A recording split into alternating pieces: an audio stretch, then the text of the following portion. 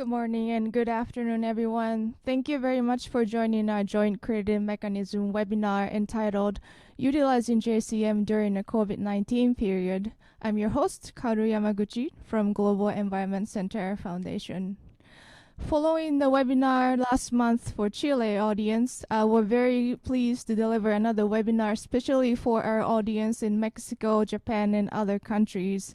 Today you have a rare opportunity to hear directly from our distinguished guest speakers, both from Mexico and Japan, on lessons learned and best practices as it pertains to JCM projects, as well as hints for potential future projects in Mexico. And we certainly hope it will be informational as well as inspirational for you. I'd like to move on to a few announcements for our audience today. The first item on the list is about interpretation. To listen to the simultaneous interpretation in English and Spanish, please use the interpretation option that can be found at the menu bar at the bottom of your Zoom screen. Please select English to listen to our conversation in English and Spanish to listen to our conversation in Spanish. If you wish to not listen to the original audio, you can select off menu and mute original audio menu for that. And you can that way you can choose to hear only the interpreter's voice. The second item on the list is about the Q&A session. We'll be holding a Q&A session at the end of each session for this webinar. Please submit your questions through the Q&A feature that can also be found at the menu bar at the bottom of your Zoom screen. For when you ask us a question, please remember two things. One thing is to please write your questions in English. And the second thing is to please write the name of the presenter that you'd like to ask that question. So please remember those things when you send us questions, and we'll be happy to answer those questions. And the third thing is about individual meetings. For those who signed up for individual meetings about JCM, we'll arrange a date and time and notify you by email. So please look out for those emails from us. And the last thing is about the survey poll. We have a survey to ask you how you like the meeting, the webinar today. So please take a moment to answer the questionnaire survey. You can see that poll questionnaire through the poll or Tohyo that could be found on the menu bar at the bottom of your Zoom screen as well. We'll appreciate your feedback. Okay, without further ado, I would like to move on to the first session of the meeting, opening remarks. I would like to welcome our first guest speaker, Mr. Marco Heredia. He's a General Director for Climate Change Policies at the Ministry of Environment and Natural Resources for Mexico. Mr. Heredia, over to you. Thank you very much. I'd like to take this opportunity to acknowledge the fact that this is a great moment. It is a real honor to be in this workshop, which is seeking to disseminate the main technologies, products, systems, services, and infrastructure for low emissions, for carbon low emissions. We understand well that this is being promoted since 2014 in Mexico, and this seeks to foster actions in mitigation in our country. It is also intended to utilize those reductions to be taken into account in reduction objectives. No doubt, this is also a way that we can share cooperation internationally in climate change.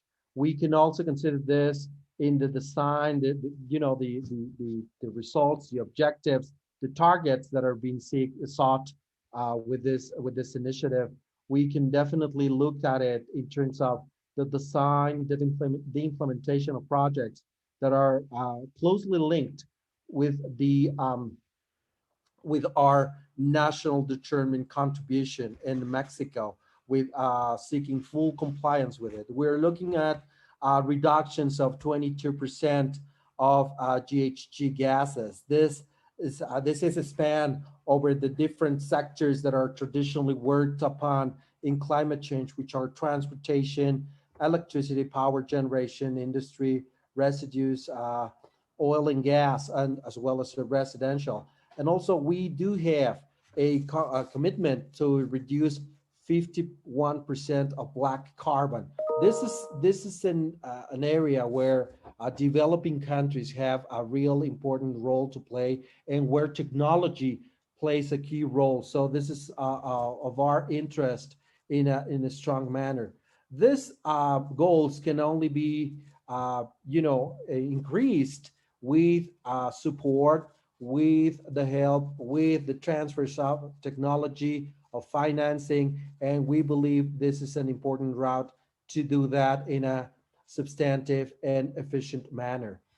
Uh, those can raise up to 36% and 70% correspondingly in terms of GHGs and black carbon. We do have some sectorial activities. I've just mentioned some of them, but we do also have some multi-sectorial activities. We are starting the implementation of a emissions trading mechanism. This is going to be key in our, in our efforts to reduce our greenhouse gas emissions. We're looking at transportation, mobility, seeking and enhancing the ability to do that with electricity. That's the national strategy on electrical mobility. We are looking at some other areas where, for example, in refrigerants, for example, in circular economy. So we do have a whole array, a myriad of possibilities where we're looking at reducing emissions, by doing so, and by doing so, enhance the ability of our country to alleviate poverty, to enhance our competitiveness, and to bring results in terms of quantifiable, objective, and tangible results to the population, and also seeking economic prosperity. So it is important to mention that although the outlook in COVID is still, gives some precautions to all of us, to all the countries, to all the international community, we do have to have this kind of events. We do have the technology to do that virtually. So it is a great opportunity for all of us. And I welcome you all to this particular instance in Mexico. We are all very, very lucky to be here, and we're all very lucky to be discussing these opportunities to enhance our ability to increase our ambition, to increase our cooperation, and to increase our ability to deliver to the population, with which we do have a commitment for their well-being. Now, considering this, I invite all the attendees to this important event to widely, openly, and frankly participate. I wish that this is a very successful workshop, and I guess this is a great opportunity for us to enhance our bilateral relationship with Japan, with Mexico.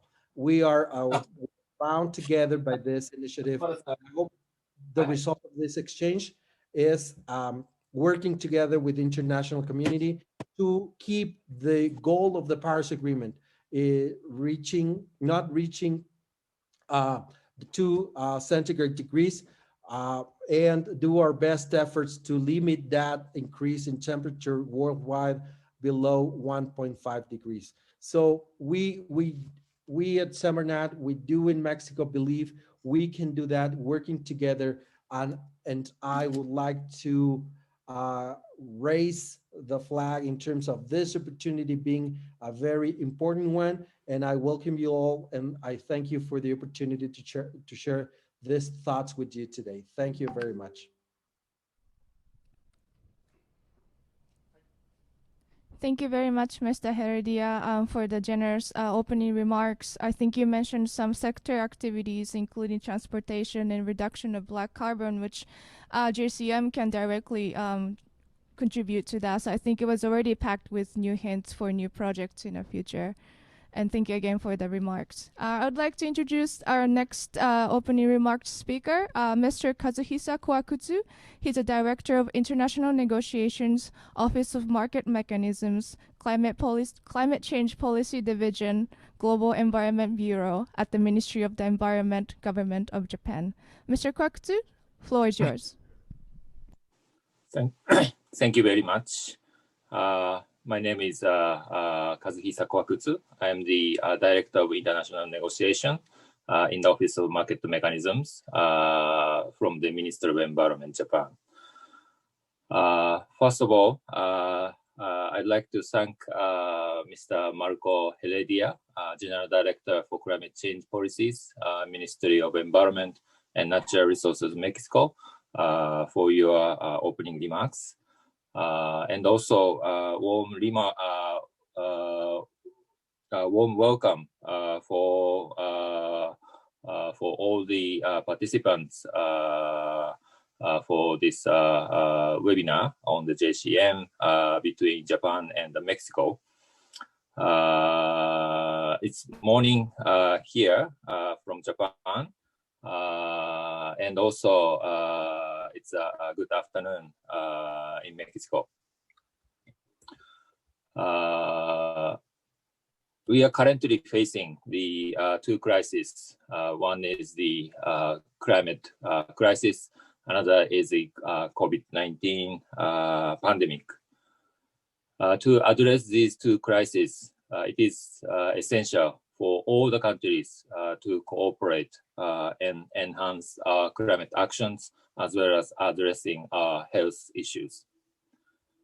We must encourage the sense of solidity in order to tackle these two crises. We believe that this joint creative mechanism between Japan and Mexico can contribute to address the climate actions and play an important role for sustainable and resilient recovery. As was mentioned, from this year, 2021, it is the year of starting the Paris Agreement, the implementation. Many countries started their NDCs. Many countries, they are also implementing the NDCs. So in this context, we believe that the JCM can contribute to the to achieve the NDCs, but not only to achieve NDC, but also to enhance the climate actions and enhance the NDCs in order to achieve our ultimate goal of the 2 degrees or 1.5 degrees target. Japan recently declared the climate neutral by 2050. And after that, many policy changes are now being discussed, how we can achieve the climate neutral by 2030. And we think that the JCM could also contribute to the achievement of the climate neutral target worldwide. So for this, we are very much looking forward to our close cooperation with Mexico to implement the JCM. But at the same time, this webinar would also like to support the more projects to be developed under the JCM. Today's seminar, we are also going to share the information, latest status on the JCM from Japan side. At the same time, we also hearing the latest status from the Mexico's private sectors who are implementing JCM. So I myself very much are looking forward to hearing all those presentations. Actually, I have not visited Mexico yet, but at the same time, with this technologies of the webinar, being developed during the COVID period. We think these technologies for this digital and connecting everyone could continue to keep our activities going. So as today's seminar, how we can utilize JCM during this COVID period is also one of the topics that we would like to address during this time. So again, in order to address two crises, we think JCM and international cooperation and utilizing this digital technology is essential. So with that, we Ministry of Environment really appreciate the cooperations from the Ministry of Environment, Natural Resources of Mexico, the Global Environmental Center Foundations, and also the Pacific consultants who are helping us to create these opportunities and also make this exchange of information possible. So I'd like to thank all the our counterpart to make today's webinar possible. And I really wish today's seminar success. And I personally looking forward to hearing from all the presentations and discussions from today's seminar. So again, in order to increase our cooperations, please feel free to submit your questions. And also, I really expect the good discussions to happen today. So with that, I'd like to close my opening remarks and wish all the success of today's meeting. Thank you. Thank you very much, Mr. Kwakutsu, for the opening remarks, and thank you for addressing JCM's role not only in reducing carbon emissions in Mexico and Japan, but also its potential role in addressing our challenges faced with COVID-19 crisis, especially with the digital technology. I hope our audience today will pick up on that and create a project around that idea. Okay, and thanks for the two speakers for the opening remarks. We'd like to move on to the session 2 of the webinar entitled Information Sharing on the JCM Progress.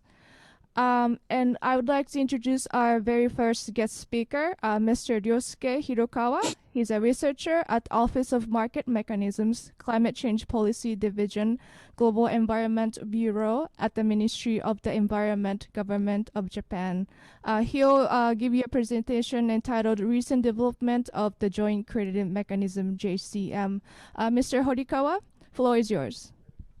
Thank you very much for introducing. Distinguished speakers, ladies and gentlemen, good afternoon. My name is Ryosuke Horikawa from the Ministry of the Environment, Japan. It is a pleasure to speak here. First of all, I'd like to thank Ministry of the Environment and Natural Resources of Mexico, Semarnat, and JCM Secretariat for support this event to happen. Today, I'd like to talk about the recent development of the Joint Crediting Mechanism, JCM. First of all, I would like to give you an overview of the Joint Crediting Mechanism. The Joint Crediting Mechanism is a bilateral mechanism implemented by Japan and 17 partners countries, including Mexico. The JCM aims to reduce greenhouse gas emissions and contribute to sustainable development of the JCM partner countries through application of a leading low carbon or decarbonizing technologies. Supported by both governments, companies from Japan and partner countries collaborate on GHG emissions reductions projects. These emission reductions from the projects are quantitatively calculated, and part of the achievement is shared as a carbon credit among project participants, according to the contribute to the project. Also, the JCM is implemented under Article 6 of the Paris Agreement and contribute to the ultimate objective of the nation's framework conversation on climate change by facilitating global action for GHG emission reduction or removals. This slide summarizes the technology transferred through the JCM by using a MOE-J's financial support scheme. Total 177 JCM projects being developed in 17 countries as of January 12, 2021. As a breakdown of the technologies, 43% are energy efficient. For example, efficient boiler, air conditioning, LED lighting, and so on. And 47% are renewable energy, for example, PV, microhydro, biomass, and so on. The other 10% is another technology, for example, effective use of energy, transport, waste to energy, fluorocarbon gas recovery and destruction, and RED projects. MOE-J has summarized Japan's strengths and issues in the fields of renewable energy and energy saving. For example, energy saving infrastructure, carbon capture and storage, CCS, hydrogen, use of ammonia fuel, storage battery, and system management, and so on. We want to actively support such advanced technologies through the JCM.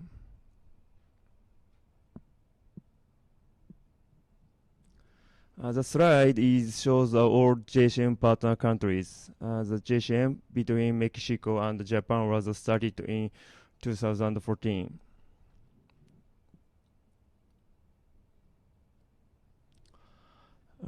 This slide is about the JCM model project being implemented in Mexico. There are 6 JCM model projects in Mexico. The breakdown of the 6 projects are 3 solar power generation projects, 1 run-through boiler and fuel switching projects, 1 energy efficient distillation system project, and 1 power generation with methane gas recovery system project. Those 3 projects have already been started operation. From the next slide, I'm going to touch on the financial support for JCM model projects. Our first support scheme is the so-called JCM model projects. To put it simply, this scheme supports renewable energy or energy efficiency projects. This is by far the largest funding source for projects under the JCM, and the budget for fiscal year 2020 is approximately $90 million US.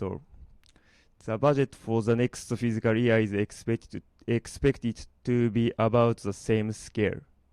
For this scheme, the Ministry of the Environment supports up to half of the investment cost when the international consortium installs advanced low-carbon or decarbonization technologies. Once the consortium installs the facility, they need to monitor and report CO2 emission reduction and undergo a third-party review.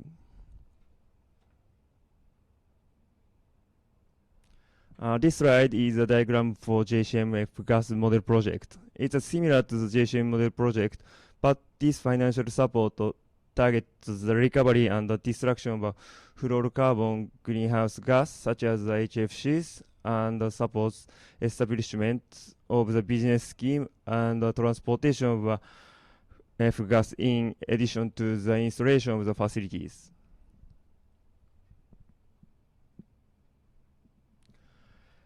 This slide is an introduction to the cooperation between the World Bank Group and MOE-J.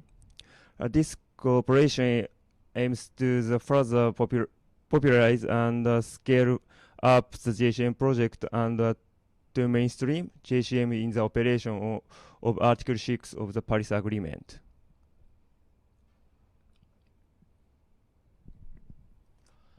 Next slide, I'd like to share some of the ongoing efforts under the JCM.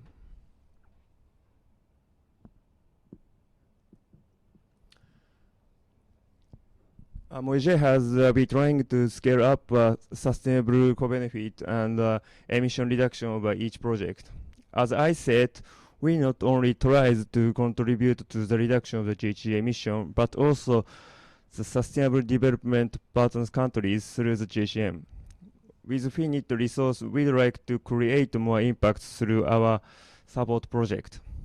As a part of effort, we'll be doing the assessment of the Sustainable Development Goals (SDGs) contribution by our projects since last year. Also, we developed a guideline on gender equality for JCM model projects. The guideline lists recommended action to be taken by project participants. One of our recent efforts is to apply for a carbon offset and reduction scheme for international aviation, called Russia. This time, we applied for JCM between Mongolia and Japan. The last part of the slide is a collaboration with the international organization. The first, as for collaboration with the World Bank Group I mentioned earlier. The second, we have been working with the Asian Development Bank through the Japan Fund for the JCM, our special JCM Fund ADB finance project. The last year, we started a new collaboration with UNIDO.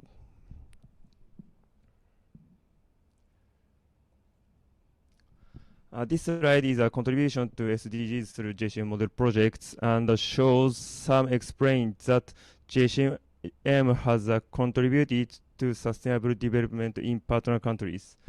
As you can see, good projects contribute to multiple targets of SDGs, including the goal of certain climate action. The example is the installation of 12.7 megawatt solar power plant for power supply in Ulaanbaatar suburb. This project contributes not to only reduction of air pollution and stable power supply, but also improving farm management by utilizing solar power sales income. In terms of SDGs goals, it can be said that it is related to 9 of 70 goals. We can contribute to the goals of the SDGs by implementing the JCM model projects. In order to promote contribution to the SDGs, MOJ incorporated it as an examination item when selecting a project. This coronavirus pandemic is unprecedented in our lifetime. This damage on economy is serious, and many of our projects are also affected. But some projects are contributing to the stable medical supply chain. These manufacturers are responding to the increasing demand thanks to the more efficient production massively introduced by the JCM support. Also, a wireless control system installed for LED street lighting have enabled remote operation and maintenance while reducing the electricity consumptions. These projects may not reduce a large amount of CO2 emissions, but they are part of a social infrastructure, and we value these kinds of projects for sustainable recovery from the COVID-19. This is a summary of this summary slide of my presentation. As you have seen, JCM model projects can contribute to greenhouse gas emissions reductions, recovery from COVID-19, and achievement of the SDGs. This is the last remark of this presentation. MOJ continue to promote JCM as a pillar of decarbonization measure while deepening cooperation with the partner countries. Thank you very much for kind attention. Thank you very much, Mr. Horikawa, for a very comprehensive and thorough explanation of JCM program and the recent developments with the program. Now we're moving on to the two next guest speakers. The first person is Mr. Hiroshi Takahashi. He's a director at Financing Program Group, Tokyo office at Global Environment Center Foundation. And Ms. Nanako Aoyama, she's assistant manager at Financing Group, Financing Program Group, Tokyo office at Global Environment Center Foundation. They'll give you a presentation entitled Financing Program for JCM Model Projects and JCM Global Match. Mr. Takahashi, over to you. Okay. Oh, thank you, Ms. Yamaguchi. Good afternoon to everyone in Mexico, and good morning for participants in Japan.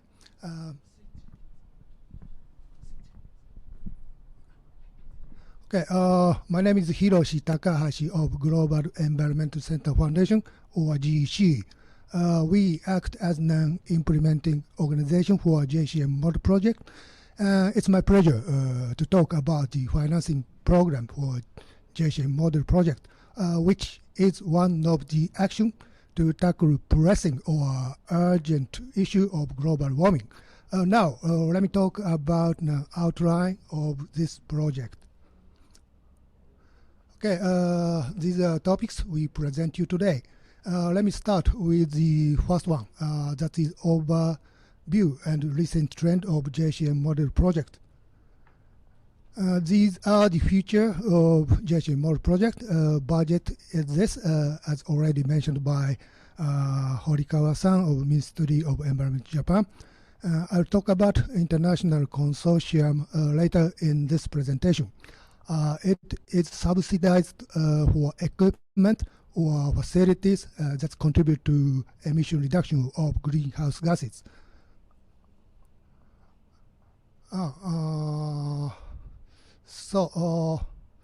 The project is required to finish installation within 3 years, and it better that project to start as early as possible.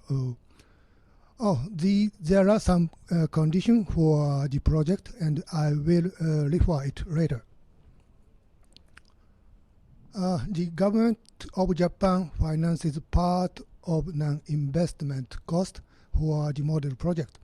Project can be developed based on city-to-city collaboration between Japan and partner countries with support by both government.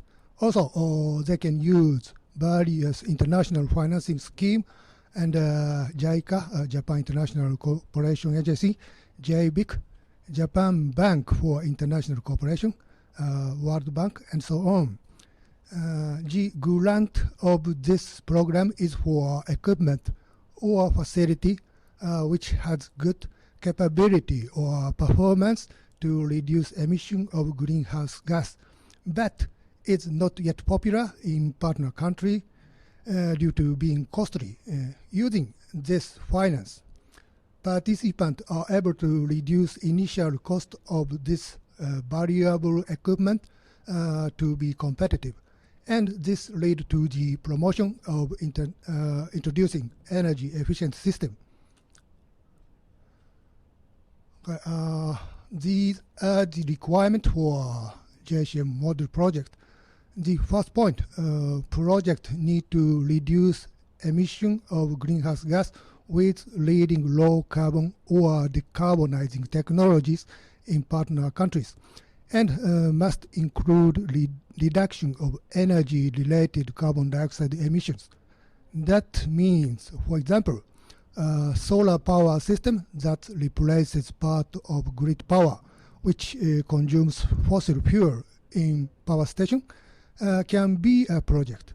On the other hand, the project just burns methane, one of the major players of greenhouse gas, is not good to be a project at this point.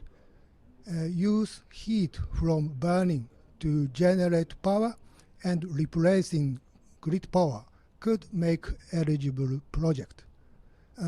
Secondly, contribute to the sustainable development in partner countries. The project need to comply with the regulation and the for the environment protection, and also that's one for to be complied with the international law and scheme for to protect the environment. So this figure shows a typical form of international consortium. Each model project composed this consortium, which consists of representative participant on Japan side and partner participant in partner country to implement project smoothly. Representative participant manages the project, and partner participant installs and maintains the equipment. Important point is that the partner participant must own and use equipment and introduced by the model project. This is because equipment needs to be properly operated and maintained and work for a partner country to realize reduction of greenhouse gas emission throughout the period of issuing credit. Representative participant, Japan side, need to have enough capability to manage and complete the project. They are responsible for the project totally. So we select project organized by reliable representative participant to the project for the project to be completed as is intended. So there are some criteria to be a model project. We consider this criterion of cost effectiveness, that is finance versus amount of greenhouse gas emission reduction, important to dispatch limited budget effectively for excellent project. Well, we set this value less than 4,000 yen or about $40. This acts as a ceiling of the budget for some project. Recently, there is a lot of proposals for certain technologies in some countries.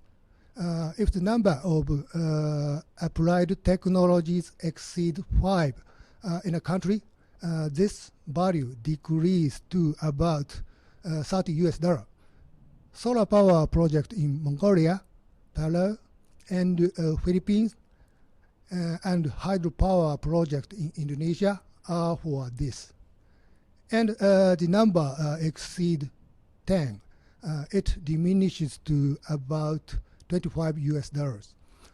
Solar power project in Thailand is for this. One of the important points of this scheme is to support diffusion of advanced technology and products for the partner countries. We consider these accumulated technologies had become prevailing to a certain degree. Okay, as a condition for the project is this, by this category of technology applied for each country. The maximum financing support is 50% of total cost of project.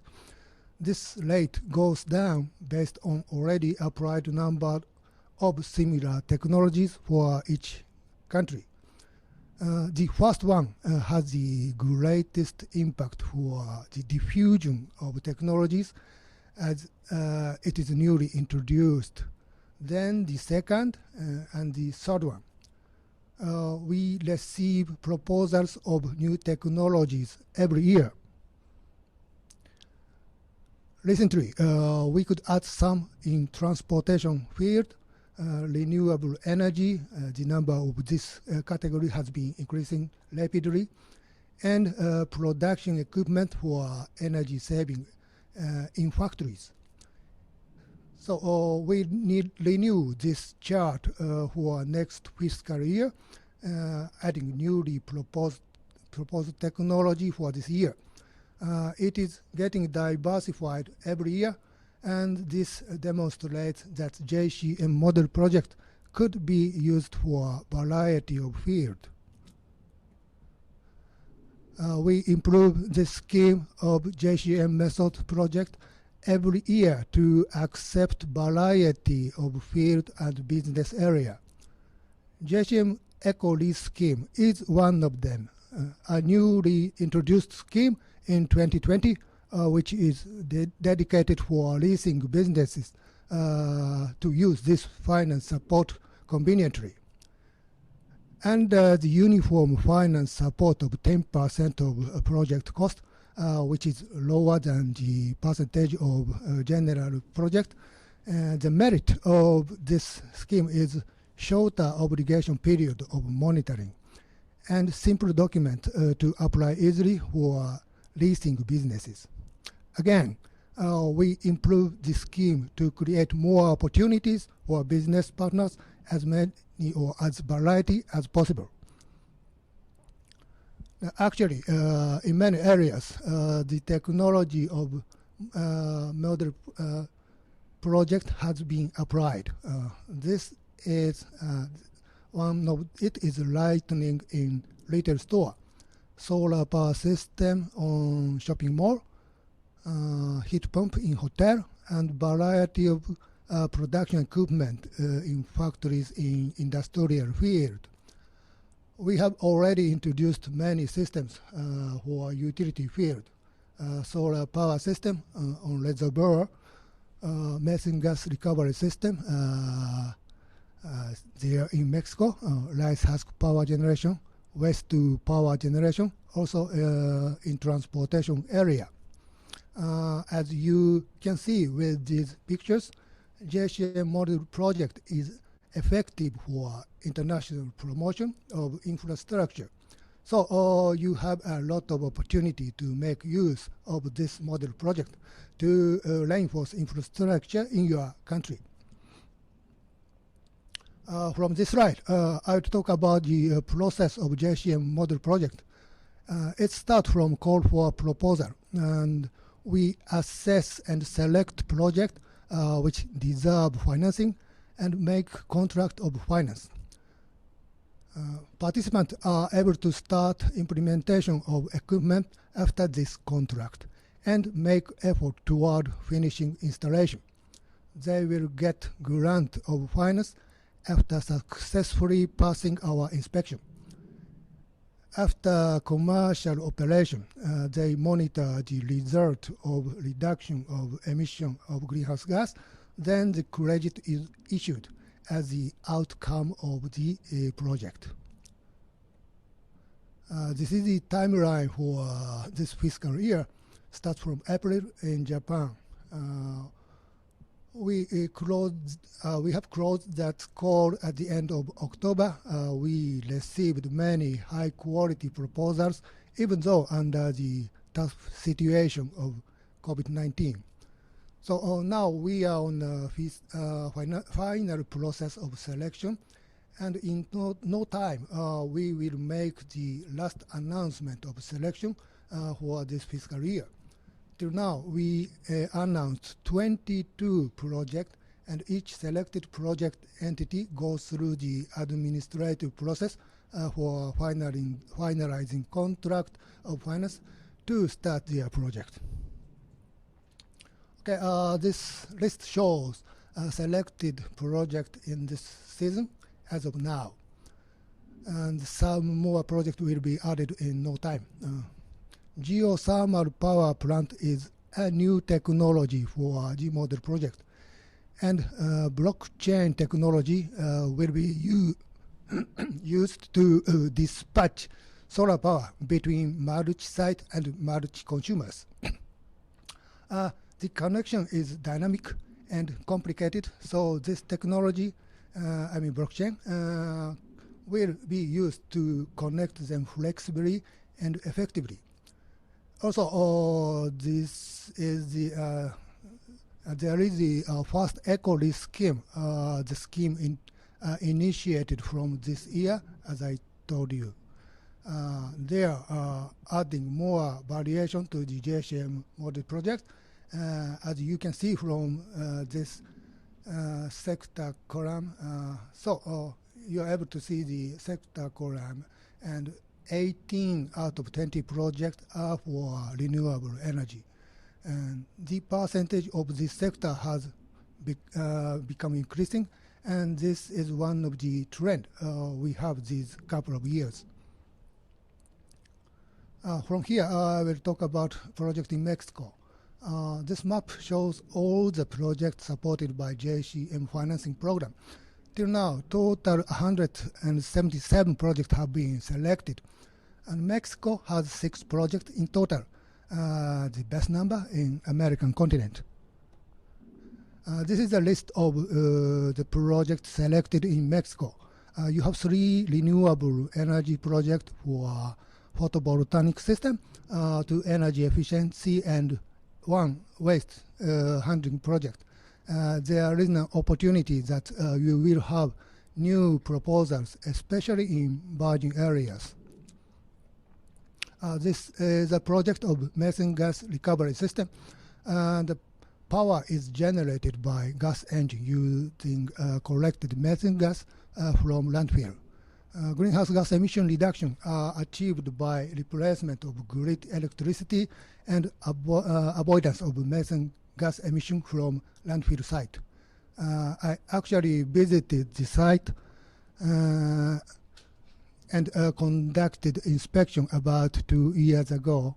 It is well organized site and well managed by team in Mexico, led by MGM, Mr. Alfred, who is one of the greatest supporter for JCM from MGM, will introduce this in detail later in the section 3. And this is a project of 1-through boiler for tequila plant. I think that is one of your main product, tequila in Mexico. And 1-through boiler is a very effective type of boiler, which has energy efficiency of about 100% rate. It is not a big type. However, multiple operation of many machines being controlled effectively and best fit for fluctuating steam demand.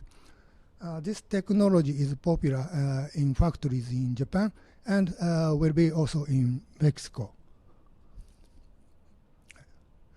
Okay, this is another energy efficient project for the same tequila plant.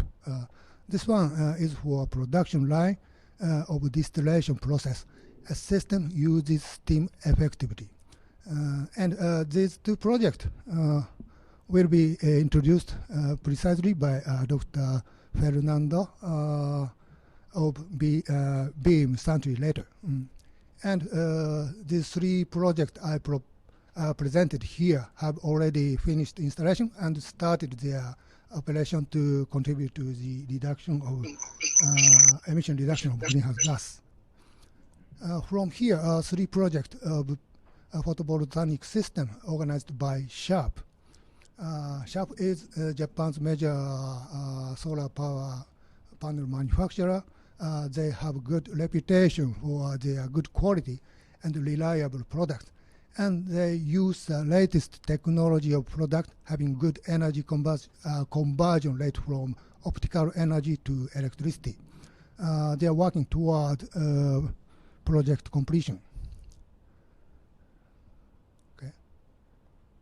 So COVID-19 imposes trying time to people in Japan, also Mexico, and around the world.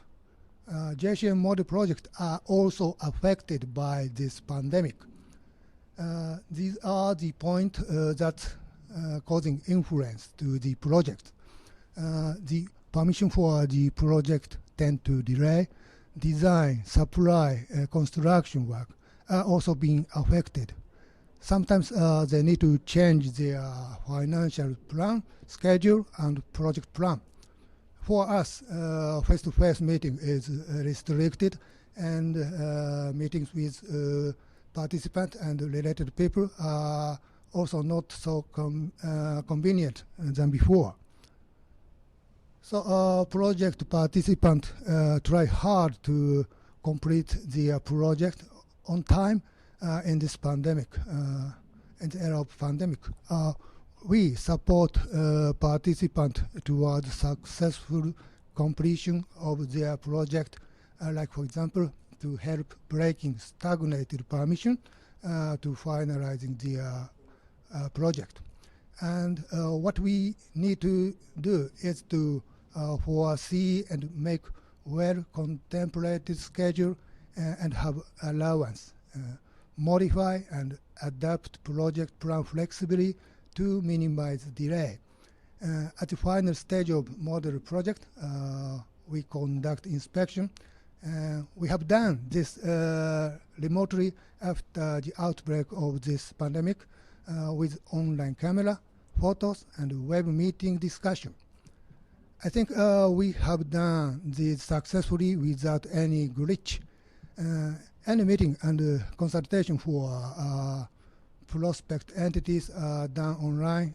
Seminar and symposium are done by webinar like this moment to promote JCM. How is this? We could keep our activity even in this restricted environment. It is true that COVID-19 limits us. However, we keep our activity going through these alternative methods and try hard to proceed JCM not to deter the action for the important environment. And we continue to our action to reduce the greenhouse gas emission in partner countries. One important method for the promotion of JCM is this JCM global match system. We intend to increase more projects in Mexico by this tool. So let me move on to the next theme of JCM global match. It will be presented by Ms. Aoyama. Please, Aoyama-san.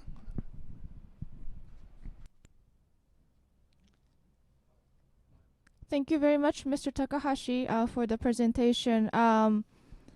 So we'll move on to the second speaker, Ms. Nanako Aoyama from Global Environment Center Foundation. Before that, quickly, just wanted to remind the audience that we're welcoming questions from the audience today. So send us your questions. Okay, so Ms. Aoyama, the floor is yours. Thank you very much, Yamaguchi-san.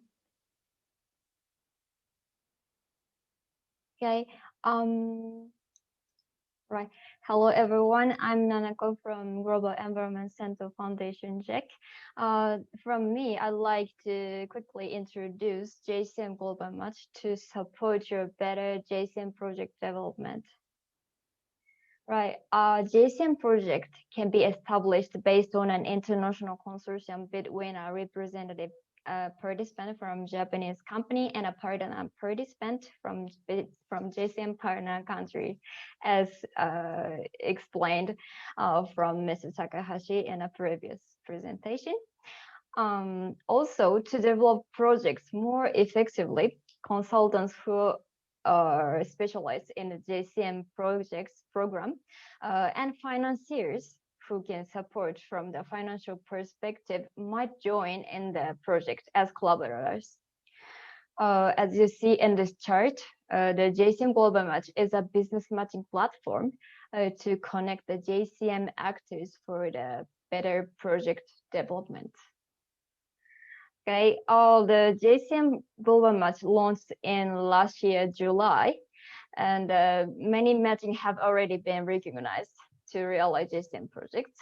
And last month, we renewed the JCM Global Match. We launched a renewed version of the website. I'll briefly show you the major features of the website. First one, you can register very simply. You need only 5 items to start. And second one, you can search your possible partners by any keywords from the search window, as you see on the right upper side of the slide. The third one, we offer useful communication tools among all participants, which is called open discussion and invitation salon. And the first one, we also offered opportunities to promote your company and your specialties by a function called My Profile and My Company Specialties. The fifth one, we also offer one-to-one communication by private chat and email address exchange. And last one, we still can offer a reservation function of your schedule via your scheduled meeting function. Well, today time is limited. I'll focus on only number 3 and 4 from the next slide. Okay, so firstly, I briefly show you the function to communicate with other users, which is called discussion. Which is called open discussion first. They are similar to the social media, and the first one, this is open discussion, which enables you to show your interest to all other users of the website. You can find some peers who are interested in your idea or your project. And once you gathered your potential business partners, please invite them to the invitation salon, this one, which enables you to have a chat privately among the only limited people to develop your JCM project more effectively. Okay, this is the second one. Besides communication tools, we also offer tools to promote your company and its specialty. You can update your company's strong point in the profile page here. And as well as that, by using this My Company Specialty function, you can promote the competitive advantage of your company for the JCM project. If your company's advantage is green building technology, please just register your specialty named green building technology, as you can see right now on the slide. Information and the profile page and the specialty function can be searched through the search engine, as you see the box in the upper side of the website by any other users of the website. Well, I strongly recommend you to see this how to use page at least even before the registration, because you'll find some more detailed features and tips of the website usage. Just click how to use on the banner of the page top, then follow the links on the left side of the page. You'll smoothly see how the website is composed and its aims. Right, finally, let me show you the access information for this to this website. This is a URL to the JCM Global Match, or just search with some keywords JCM Global Match. You can start using this website from this bar, create your account. Just click this bar. So we hope you register soon, and we also hope to contribute to your project development far more effectively than before. Thank you very much. Thank you very much, Ms. Aoyama, for the introduction of the JCM Global Match. We look forward to our audience registering for their account. It's a very useful website, particularly for the world we live in right now with the COVID-19, where we cannot travel to other countries. Okay, so I'd like to move on to the last speaker for this session, Mr. Yoshihiro Mizuno. He's an Executive Project Manager, Urban Development Department at Pacific Consultants. Mr. Mizuno, over to you. Okay, thank you very much. Good afternoon, everybody from Mexico, and good morning, everybody in Japan. My name is Yoshihiro Mizuno from Pacific Consultants, and from now I'd like to introduce our company's activities in Mexico, JCM model project formulation study for this year. So today I'd like to explain three content in my presentation on this slide. First of all, I'd like to introduce our company briefly. So now we, Pacific Consultants, is a civil engineering company in Japan, and our company was established on 1951. That is almost 70 years ago. And we have many branches out in Japan, and the headquarters is located in Japan, Tokyo. And also we have a branch in abroad, in focus mainly in Southeast Asia. But we have been expanding our business in all over the world, not only in the Southeast Asia. Maybe you know that we worked on the Latin America, of course, in your country, Mexico. And this is our company's business field. As I mentioned, our company is a civil engineering company. So we work for mainly public works, planning, designing, and also the construction management or operation management on the infrastructure, like the transportation infrastructure or mechanical or some other information system or other development, and also the working for the environmental issue. And of course, Ministry of Environment Japan is a very important client for us. And so we, as a consultant, working for this JCM model project development for several years. And I would like to explain briefly about our experiences on the JCM financing program. And the last several years ago, we had experiences on the representative entity of the JCM model project, and also in those projects, we were the representative entity of the international consortium, and also we got a lot of experiences and knowledge on how to implement, how to manage the JCM model project as a representative entity. Right now, our company focusing on consulting for the formulation JCM model project, not for the representative entity. But now we have a lot of knowledge experiences, so those knowledge experiences can support to develop the JCM model project in abroad. So I would like to explain the outline of the JCM model project formation study in Mexico this year. Now, our company, Pacific Consultants, has been commissioned by Ministry of Environment Japan to find out the good candidate for the JCM model project in Mexico.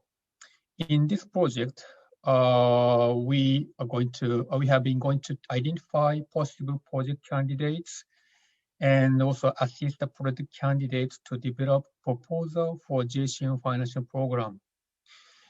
And our target countries are also, of course, Mexico, and also Chile and Costa Rica, mainly the Latin American countries. But our company has already also commissioned by Ministry of Environment Japan to formulate the JCM model project in Maldives, Palau, Kenya, Ethiopia, and also the Saudi Arabia. So we have a lot of knowledge on the other areas also, and know the circumstances of the developing the JCM model project in other countries. And also that our company has a local partner in Mexico named Carbo Sustainable. We worked together with them to formulate the JCM model project for this year. Before going into the introducing the potential project in Mexico, I would like to explain briefly about the influence of the COVID-19 impact for our studies this year. As you know, due to the COVID-19 pandemic, we cannot visit your countries because of a restriction on travel or movement. So before the beginning of this project this year. We have planned to several visit your countries to meet the candidate project owner or visit the site to clarify the issues or the challenges, something like that. So, but because of that, we could not go to your countries. So there are a lot of concerns, or maybe we assume the many challenges, like the make an opportunity to visit project owner on the site, and make a better understanding on JCM, and to know each other, or obtaining the information and data and find out the complete project candidate. That is our concern before implementing our project this year. So to solve that challenges, we working together with local partner, and also trying to the periodical online meeting with local partner, also including the project owner. We find out to implement smoothly the project, we have been trying to having a lot of opportunities to discuss or exchange information each other. So all of these online meeting among the project owner or the local partners facilitate the better understanding of the JCM, also JCM model project, JCM financial program. As you know, actually, the having a face-to-face meeting is more important, and also we felt that the site visit will be necessary, absolutely, because only the discussion, only the exchange of information through online, we could outside cannot find out the challenges or barriers on the site exactly. So this kind of online tool is very helpful for us to formulate the JCM model project, but I think that the site visit, face-to-face meeting will be absolutely necessary at least once a time, I think. And also the next is difficulty for us, economic stagnation. As you know, that most of the business owners or the company feel that those kind of the concern or these difficult circumstances to invest in the future. So that is happen in happen in this project also. The business owner or project owner hesitate to invest for to install a new facilities, equipment. So that will result in the difficulty to find a project owner who will be able to apply for the JCM model project in the future. But from our side, we propose to them that as Mr. Kwaktu from the MOEJ explained, this JCM model project will continue for next fiscal year. I mean, 2021. I mean, from this screen, and we continue. And there are other opportunities to utilize this JCM financing program to implement their project in the future. So we try to have a dedicated explanation of JCM and JCM financial program with local partner, and try to establish good relationship to make a continual contact with project owners. And so as a result of our activities for this fiscal year, right now we have several candidates, possible project candidates from your countries. I cannot introduce the exact name of the company right now, but so far we have been discussing with those kind of the companies to implement, to apply for the JCM model project in the future. And most of them have the very interested in the this scheme. So our companies has been continuing our effort to discuss with them and also explain the scheme or difficulty and also the benefit of this JCM model project and with our local partners. And I think that in Mexico, Mexico has updated your country's NDC last year. And in the updated NDCs, your country adopted the United Nations 2030 agenda for SDGs, and also the trying to reduce black carbon as well as greenhouse gases. And I think that this JCM model project, as you know, will reduce greenhouse gas, but also that will have benefit to reduce black carbon. That is, so this JCM model scheme absolutely contribute to achieve your NDC, and also that is this JCM financing program will strengthen the green recovery from the COVID-19 in your country, I believe. So I think that a lot of the participants for today's webinar have interested in utilizing the JCM financial scheme to implement your green project in your business, I believe, I hope. Okay, so I'd like to explain the last topics of my presentation. As Mr. Kawakutsu and also Mr. Horikawa and Mr. Takahashi have already explained the outline of the JCM financial program detail.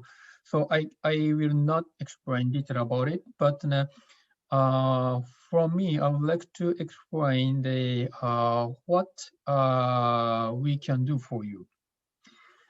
Because maybe you can understand you have already understand the outline, also the detail or information about the JCM financial program. But there are a lot of the important topics, important aspects to utilize the JCM financial program. For example, international consortium shall be established with Japanese entity, and also Japanese entity shall be the representative the international consortium. So I think to find out the Japanese entity who will be the representative of JCM international consortium is very important, and is very and also the very, I think I feel the most challenging one for formulating the international consortium. That means apply for the JCM financial support scheme, financing program. So we, passive consultant, can support the project owner to understand the JCM financial program, and also to formulate the international consortium, also to apply for the JCM financial scheme, financial program. For example, I would like to explain some questions which we got in our studies from the local partners or the local project owner.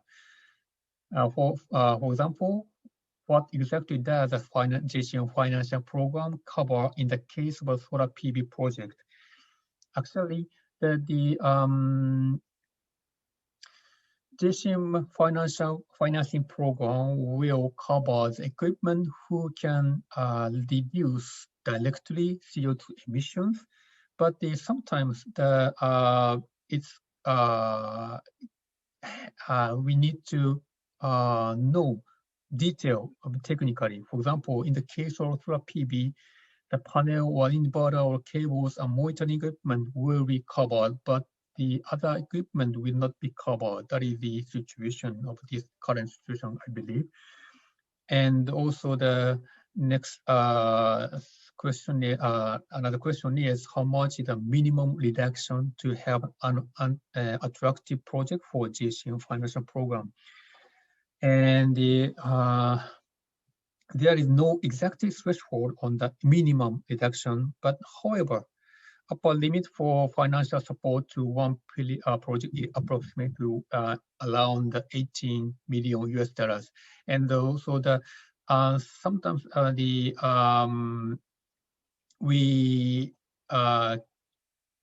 can get some information from the JEC to regarding on this kind of the minimum reduction or maximum reduction of the to be the JCM model project. So those kind of useful information for project owner we can provide through our consultation. And the also the third question is that we had that what is the refund system on JCM financial program. And this is a very important question, and also we would like to know the project participants before considering using the JCM financial program. JCM finance support will come after verification of project compression by JEC, not there is this JCM financial program is not can I say will come after the project implementation, not before. And also how long does it take for the JCM fund to refund? That is I think that the no exact timeline, but approximately 2 or 3 months after all required documents are approved by JEC. So this is just example for of the questions which we got from the project participants, candidates, and they passed. So our side, we can answer those kind of the detailed information, detailed questions, and also we can get latest information on the JCM financial program or with the collaboration with, of course, with JEC and also MOEJ. And then this is the last slide for me. This is my request from our side for the participant today. And if you will face to any question, and please contact us. As Mr. Takahashi and JEC introduced the JCM Global Match.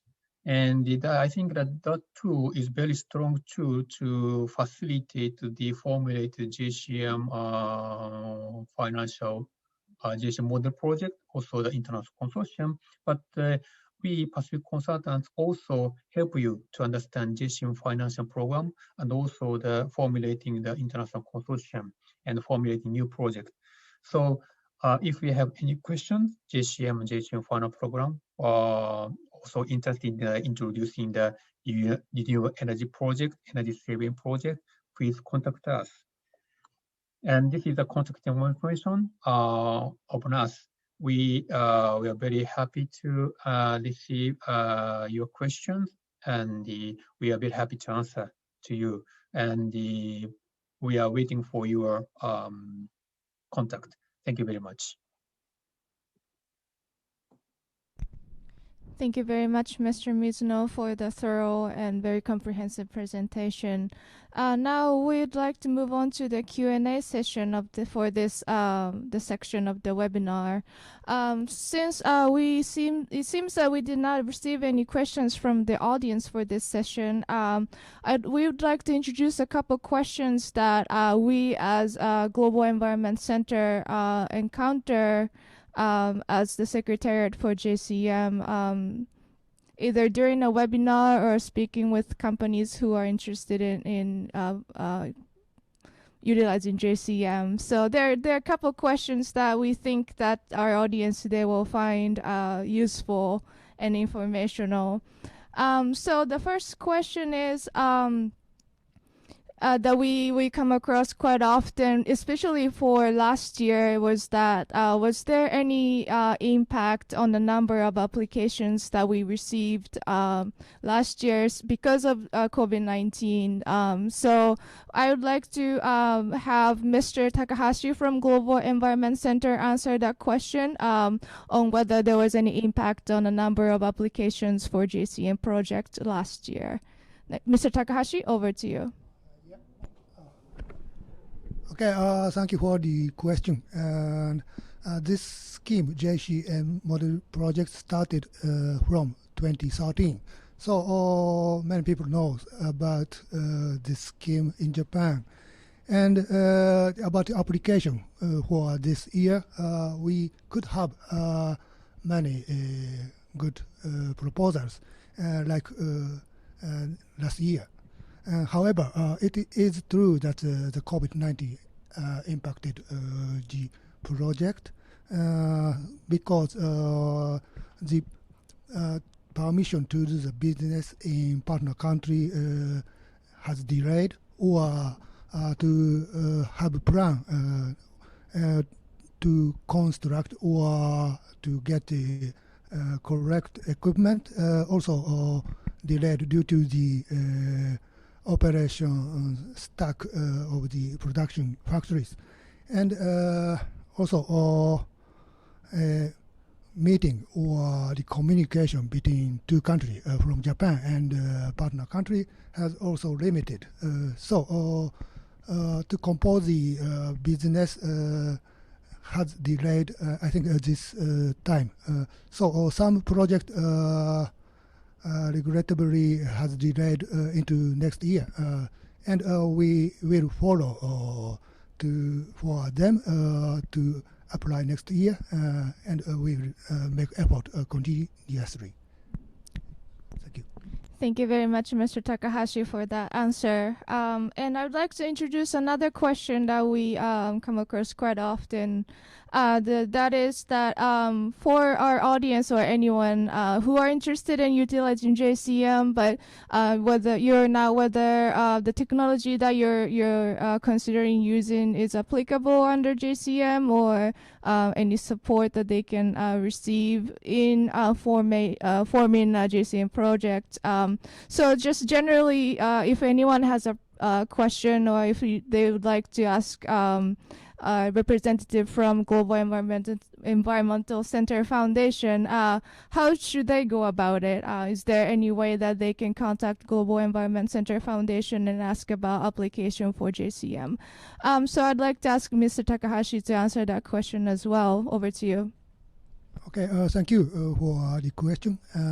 There are new project. I mean that we accept a project to contribute to the reduction of greenhouse gases, and there is a possibility for many projects.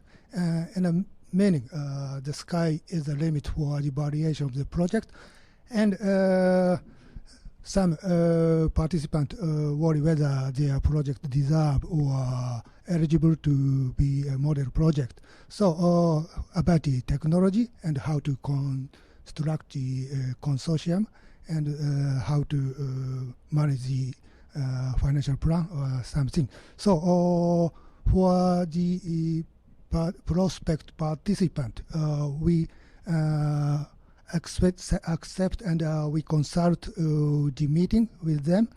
And in usual year, we conduct face-to-face meeting. However, this year, due to the effect of COVID-19, we have had a web meeting. In a meaning, it is very convenient, and please feel free to ask us to have a meeting, and mail address to have meeting with us is open online. And our homepage, there is a guideline to form the project comply with the JCM model project. So I ask you to visit our homepage also. Thank you. Thank you very much, Mr. Takahashi, for that answer. I would just like to add that the Global Environmental Center Foundation is accepting requests for individual meetings throughout the year. If you would like to contact us to see if you could arrange a meeting with us, you can contact us by email at jcm-info@gec.jp. Again, that's jcm-info@gec.jp. You can also find our contact information on our website as well. And just quickly, just reminding our audience that we welcome any questions throughout this webinar. Please feel free to answer any basic questions, advanced questions, anything that you'd like to ask us. And the other thing is that for anyone who would like to look at the presentation materials from our presenters today, or if you'd like to find the contact information for our presenters, we have the presentation material available on our website. So please visit the website to download the materials. The URL for that page is also available on the chat feature on the Zoom right now. And we also pasted a URL for you to see the JCM application guideline as well. For anyone who is interested in applying for JCM program this year, next year, in the future, you can find the URL on the chat feature for the specific guideline for application. Okay, so we're moving on to the next session of the webinar, session 3, JCM implementation in Mexico and information related to JCM. So I would like to introduce our first guest speaker, Mr. Alfredo Nicastro, from VP Global Operations, MGM Innova Consulting. He'll give you an presentation entitled Introduction of 1.2 Megawatt Power Generation with Methane Gas Recovery System. Mr. Nicastro, over to you. Thank you so much. Thanks for inviting me. It's a pleasure to join you today and to speak about this excellent mechanism and tool that has been very instrumental for many projects in Latin America, and many of them where MGM has been actively involved. So I would like to start by telling you a little bit who we are, what we do, and then jump into a project case, a project that we implemented in Mexico, which is a landfill gas to energy project. So basically it's power generation from methane gas recovery in a landfill. So MGM is a group, MGM Innova Group, basically composed by 3 different companies. One is MGM Innova Capital, which manages a couple of funds, investment funds, MSCF, which is MGM Sustainable Energy Fund, and MSF2, that supports the implementation of energy efficiency and renewable energy projects in Latin America. The second one, MGM Innova Consulting, is the consulting arm of the group that supports the implementation of the JCM company, so the JCM scheme. So basically, we work with our partners, the representative partner in Japan, addressing GC questions, preparing proposal, and with the local partners, project owner and financiers and everything else. MGM Innova Energy Services, which is our, as the name says, our development, engineering and development company in the group that help us with the implementation of the projects. We basically, as I said, we support pretty much any kind of energy efficiency project, commercial, municipal, industrial efficiency, and distributed generation. We have implemented some of them as JCM projects. I'll provide you with a list in one of my next slides. but pretty much we can implement any type of energy efficiency projects. We are technology agnostic. We don't have preferences, but of course we always looking to implement high-end technology that not only offer energy efficiencies but also carbon emission reductions, and also renewable energy. Basically, we focus a lot of our investments and development effort in small-scale projects. We don't do huge, significant utility scale projects. So MGM focus more in distributed generation and small-scale projects. The landfill gas to energy project in Mexico is under this biogas to energy practice under renewable energy in the group. Well, basically, we are talking about our JCM experience. I would say that MGM is probably a pioneer in Latin America. MGM has developed the 3 first projects, the first in Costa Rica, the first in Mexico, and the first in Chile. We have a total of 5 projects approved today, 4 of them which have been already fully implemented and are under operations. One of the first ones was the Mexican project that has been implemented or started in 2016.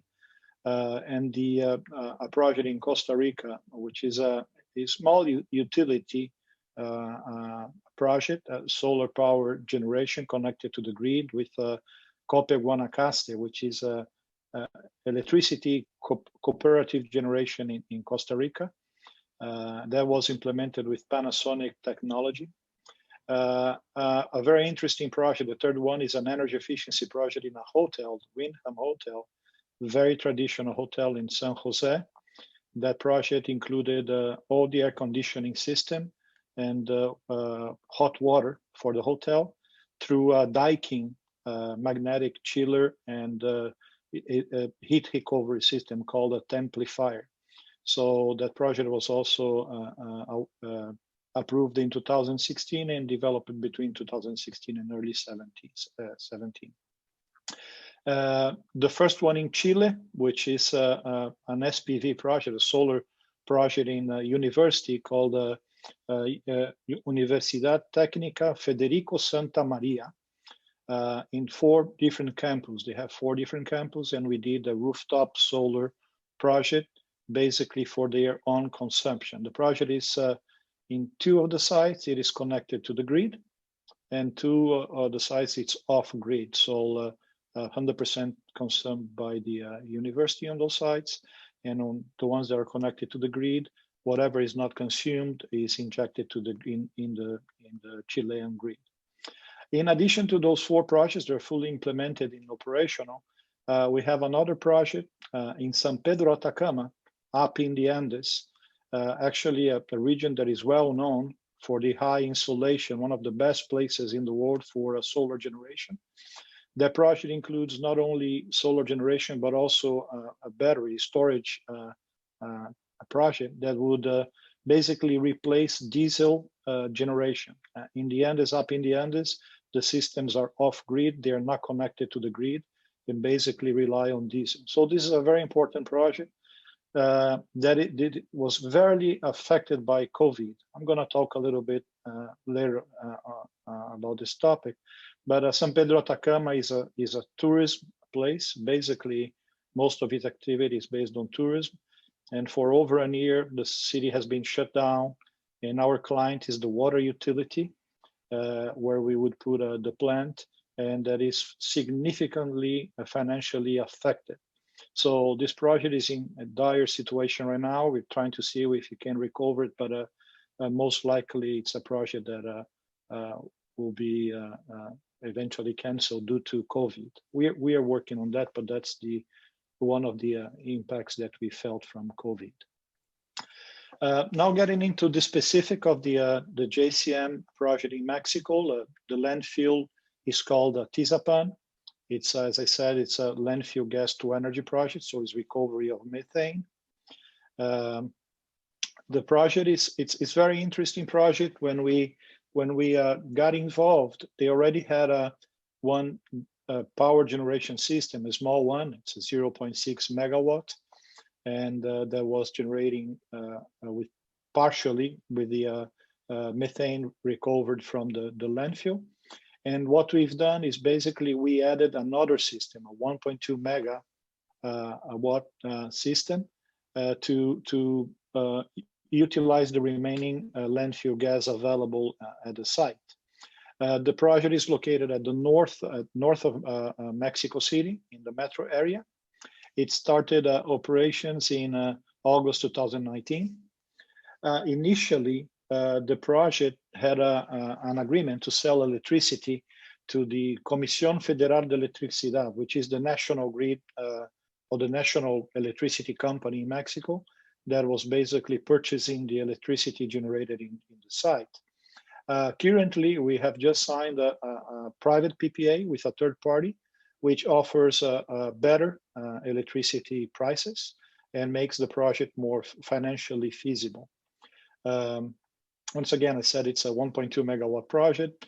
Nominal capacity is about 1 megawatt because the altitude in Mexico, of course, Mexico City affects a little bit the production. The technology is 2G. It's a German technology, but it's actually provided by Fuji Electric, a Japanese company, important Japanese company that has an international alliance with 2G, and which is actually the provider of the solution to us. So we purchased the turnkey solution of the generation part through Fuji Electric, who has supported us throughout the implementation on the project, and he supports us still today, very important support during the maintenance and operation of the system. So our partner, the representative company, the Japanese representative company for this project is NTT Data, and I'm gonna talk a little bit more about them as we move forward. But anyway, NTT has been also a critical partner, and they have been a representative company for the first 3 projects that we introduced. So a very, very critical partner. This is a very important project in terms of emission reductions, because it not only accounts the electricity displaced from the grid, but also the methane avoidance. So the estimated annual average emission reductions from the project can go up to 80,000 tons per year, depending on the electricity output, of course. So, but it's a very important project because of the methane emission avoidance. The project was implemented through an EPC provider in Mexico called Grupo Abarmar, with the support of Energreen, which is the project owner. MGM also invested. We were the primary investor in the project, so we funded that 100% upfront until the subsidy of JCM was actually presented or reimbursed to the project. The subsidy in this project represent about 40% of the total investment, and it was very, very important and a determinant factor for the success of the project. A little bit more information about it. You can see here an aerial photo. The site, this is the generation site on the photo at the top left. The area that is has a blue border is the generation facility inside of the landfill. You can see one generator in the top left, which is the older one, and to the right, at the bottom right, it's the new genset by 2G and Fuji Electric. The second photo shows us basically the 2 gensets, a photo from the top of the landfill, and a site plan.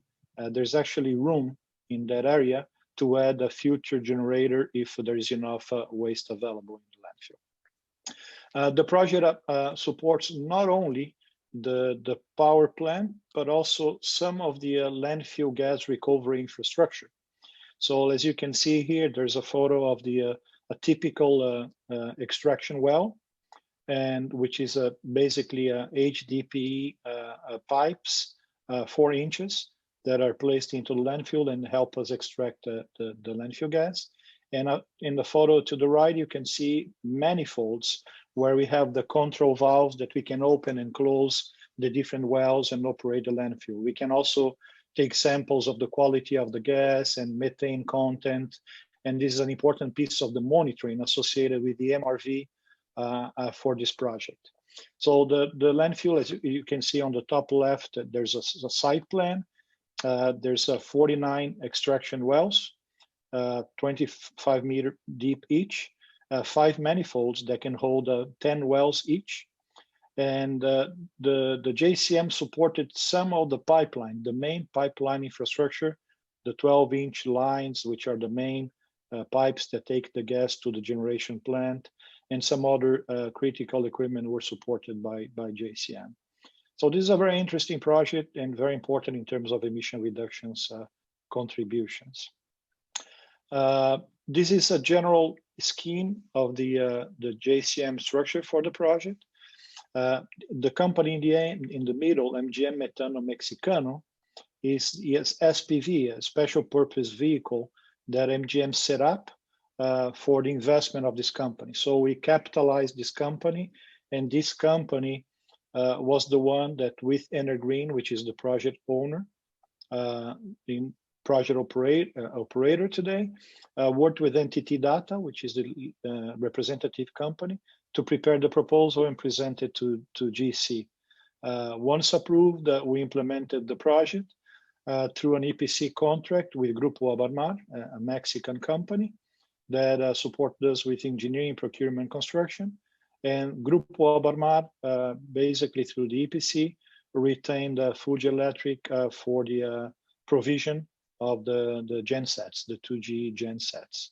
And as I said, Fuji Electric continues supporting us with technical support and startup and maintenance as well. So this was the general scheme. As our colleague from Pacific Consultant was mentioning, one of the critical aspects of this, actually I would say are two. One is the funds for the project implementation. So JCM subsidy is critical to support this and also support the deployment of high-end technology, highly efficient technology, so and clean technology. So that's critical. And MGM also, as a fund, has the capability of investing in those projects. And the other one is the Japanese representative company. This is not easy to identify. MGM has been working on that for many, many years now. And we do have several partners and representative companies that we work with. In Chile was a different company, was not NTT Data. And so we are prepared to support project owners with implementation, not only by preparing the documentation and presenting to GC, but also by investing on the project and bringing the Japanese representative company. So yeah, we'll be more than glad to discuss with you if any of you have projects that need funding and is interested in presenting projects to JCM. We strongly recommend it because it's very important to the projects. So on a final note, very important note, I was talking about the challenge that we had in Chile in the San Pedro Atacama project. I'm going to tell you a little bit the importance of a JCM and during the COVID-19 period, but the perspective of a project developer, financier, instead of someone that is looking to implement a new project. I'm going to tell you about what we've seen in the projects that we already had implemented, how they were affected by COVID-19. Okay, so first of all of our projects have faced challenges, all of them. The most affected ones were related with tourism. Was the hotel, the Windham Hotel, and the SPV and batteries project in Chile. The first one, of course, hotel has been shut down. Windham has occupancy lower than 5% for the last year, starting in April, May. So it has basically affected their financial abilities and a lot of the systems that we invested on, the air conditioning, the chiller, the waste heat recovery, is also being shut down because there's no need for the air utilization because the hotel is empty. So this project has been significantly affected. We are investors in the project as well. So MGM as a fund is supporting our client and our partner to see how we can help them go through the crisis and continue with the project. So it's progressing positively, but it has been a challenge definitely last year.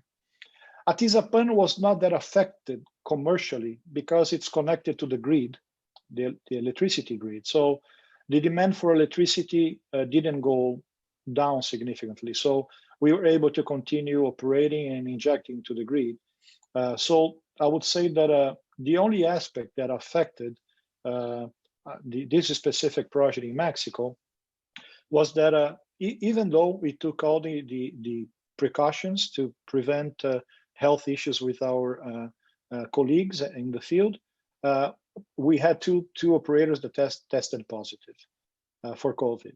So we continue monitoring and testing field personnel regularly to avoid health risks, minimize risks, and ensure that operations continue. So we were affected somehow, but not significantly. The Atacama project, of course, as I mentioned, the city is basically a tourist city and it's been shut down for a while right now. So significantly affected the client and the project continuity. The other project in Costa Rica, which is a grid-connected solar power plant, that one has not been affected also because basically we're selling to the grid. So, but anyway, I think it is very important to mention that JCM is very important for a post-pandemic recovery. Okay, that's critical now for companies that are trying to recover. They're cash constrained and they're concerned about continuity of operations to identify financial mechanisms that help them grow sustainably. So MGM is putting a lot of effort working with our partners, technology partners. We work very close with Japanese technology providers such as Sharp in the project in Chile. Sharp is the technology provider that we identified for the Atacama project. Panasonic for the Costa Rica, Daikin, and Fuji Electric. So we continue working with them to identify new projects and support implementation in 2021. So this is last slide with our contact. MGM will be very interested in discussing your needs and if there's any way we can support implementing your projects in Mexico, not only with the implementation of JCM, introducing the projects to JCM, but also as a funding mechanism.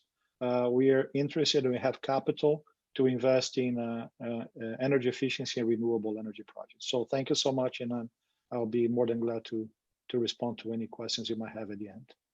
Thank you.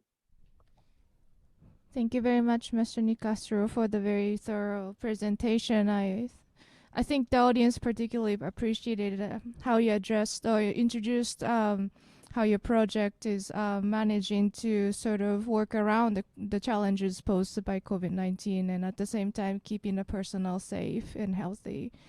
So I'd like to introduce our next guest speaker, Dr. Fernando Avila. He's a manufacturing development manager at Casa Sauza Beam Suntory. He'll give you a presentation on introduction of energy efficient distillation system to tequila plant, introduction of once-through boiler and fuel switch into tequila plant. Dr. Avila, the floor is yours. Thank you very much. Good day to all. It is a great honor to be asked to describe to you two energy setting projects that we implemented with Suntory Holdings in Japan to JCM. First, I would like to briefly describe what we are and what we do. Sauza has been operating continuously in downtown Tequila, Mexico since 1873. What you see here is the entrance to the distillery and bottling. We do tequila. Tequila production has to be made with raw material that's called the blue agave. And tequila production basically consists of 4 steps. Extracting the sugars from agave. Those are very complex compounds, so we need to hydrolyze to get simple sugars that can be fermented to get alcohol, and then we have to distill to purify and get the spirit. Working to the COVID pandemic has been very challenging. Sausa has been very fortunate in that we haven't missed one single production day all through 2020. To achieve that, we had to take very strict measures, home office for non-essential production employees, control access with non-touch body temperature at the entrance, at the exit, continuous disinfection upon entering the facilities, and periodic disinfection of all areas. Use of masks, face shields, social distances, putting acrylic barriers is a must wherever we have production areas or we have interaction between people. Transportation is routinely disinfected every trip. Office spaces are also disinfected using thermal fogging equipment. And there are many stations for hand and surface disinfections. We do a daily review of the measures and weekly updates involving all employees. Union workers have been very helpful in understanding and complying with all the measures.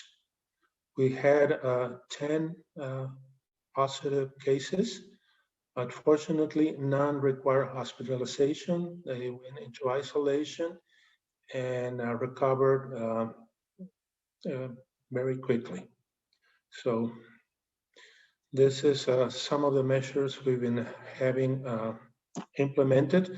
It's harder on the agricultural part because there we have a huge span of land to cover and more than 1,000 employees. But fortunately, only 9 have tested positive, and again, non-critical and none that have require hospitalization or okay. I'm sorry. So health and safety of all our employees is a must. It's on the basis of our system, but environmental concern is also key to our way of working. We have developed the carbon roadmap aligned with Sun-Tree targets for 2030, and we're aligning also into a 2050 visions. We started with the construction of a wastewater treatment plant in 2002, but we have continued with different initiatives. And key to this carbon roadmap are the 2 projects that have been implemented through JCM. In 2016 and went into operation 2017, we did a project changing our regular boilers to 1 true boiler and changed from combustóleo to natural gas. And in 2019, we started and operating in 2019 a new project in distillation with the system of vacuum distillation, and I will describe the details in the next slides.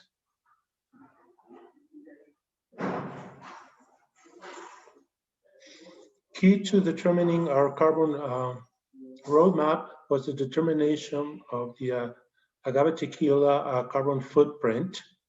We did this in cooperation with the Mario Molina Research Center. This is the methodology that we used.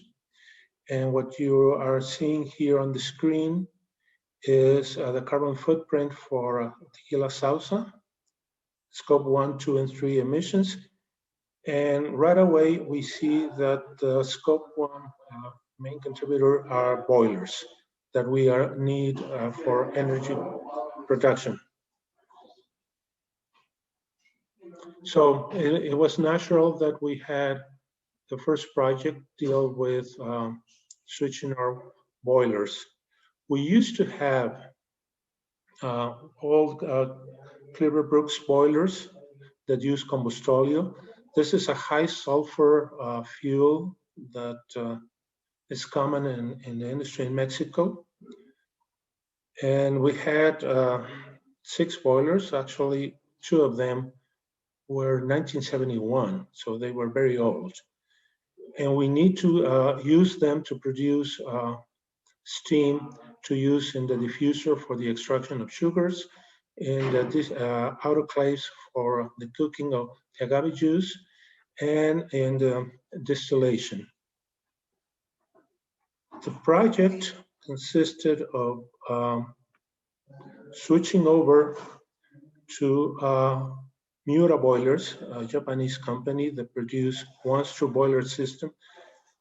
And they have very nice features. First of all, they are very efficient.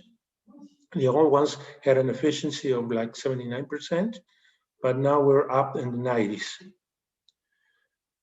We can do a modular system and take care of the steam load fluctuation, because in a given day, steam requirements are not uniform. They require less manpower. It's automated. Actually, the control system is set up so that we have an early alarm connected directly to Miura, and we can do preventive management. So far, we have not had to do any corrective maintenance. And once we do the numbers, this system has a less maintenance cost and operation cost. So what we did was to set up consortium with Suntory Spirits experts from Japan, and with Sausa, partnering with a Japanese supplier, Miura.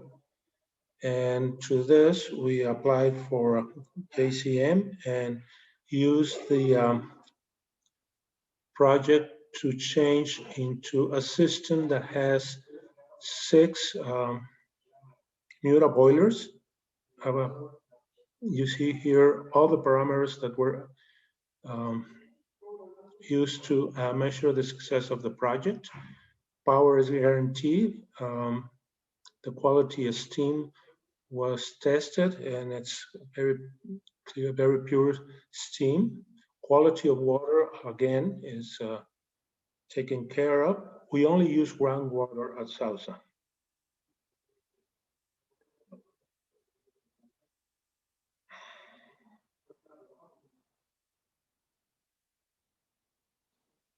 And at the bottom, you can see the main result. We got a 17% energy savings in steam production and 4,000 tons per year of GHG emission reduction. So this was the first project that we did, and it tackled our number one scope 1.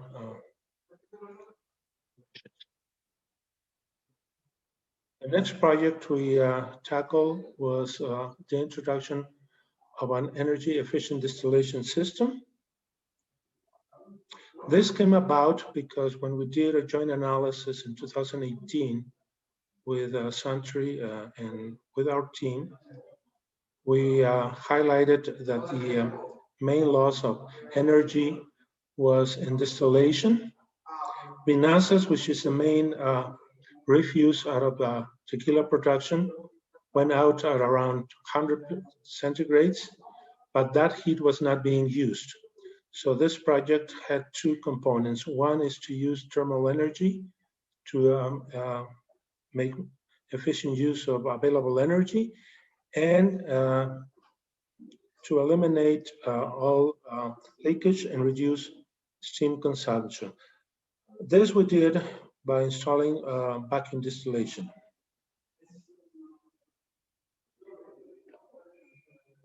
Vacuum distillation works by producing pressure gradient. If we lower pressure below atmospheric pressure, we get a condensate, but we require less energy to do it. And the second stage of the project, one column was reconstructed so that we could do both distillations required by the tequila norm in the same column, but using the vinasse that went out of column number 3.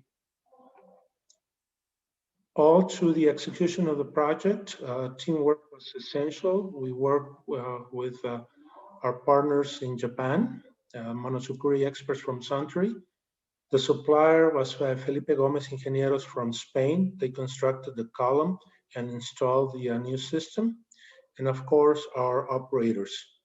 The leaders for this project were Tatsuhiko Norimoto from Japan and Jose Rosas from Sausa. Key to this project was maintaining the essential profile of our brands. So we had to ensure that not only we got the energy savings, but the congenerics, the compounds that make up for the aromas and the flavors of the tequila were being maintained. Also, controlling the operation, one technician can take care of all the operations from a control booth, and this was done by programming a PLC directly from the column into the control booth, so only a technician is needed to operate the whole system.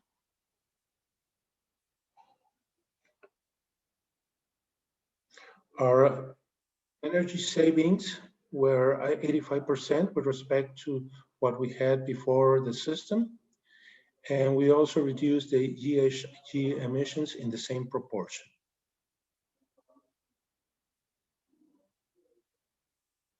GAC has been visiting and inspecting both the boiler project and the column distillation, and we enjoy their visit, and we hope that we can see each other again once the current COVID situation gets under control. And I'm glad to welcome any questions or comments. Thank you very much.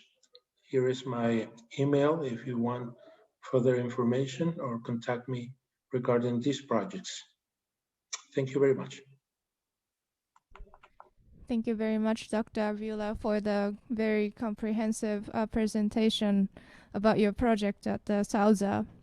I'd like to introduce the last speaker for this session, Mr. Jorge Lopez Morton from Mexican Business Council for Mexican Business Council for Foreign Trade, COMCE. He'll give you a presentation entitled The Impact of COVID-19 to Mexico and Recovery by Clean Energy. Mr. Morton, over to you. Thank you very much. Can you please help me with the presentation? Hello? Yes, we can hear you. Yes, can you help me to introduce the presentation? Sure. If you could open the Zoom application, but if that's going to take a bit of a time, well, don't you worry. It's we can. How about we share your presentation from our side? Yes, please. That's what I was asking. Just a few moments. I'm trying to wait.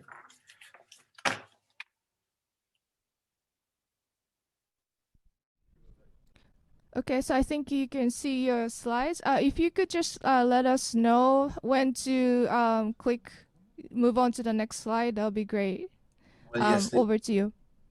If you could go to the next slide, please.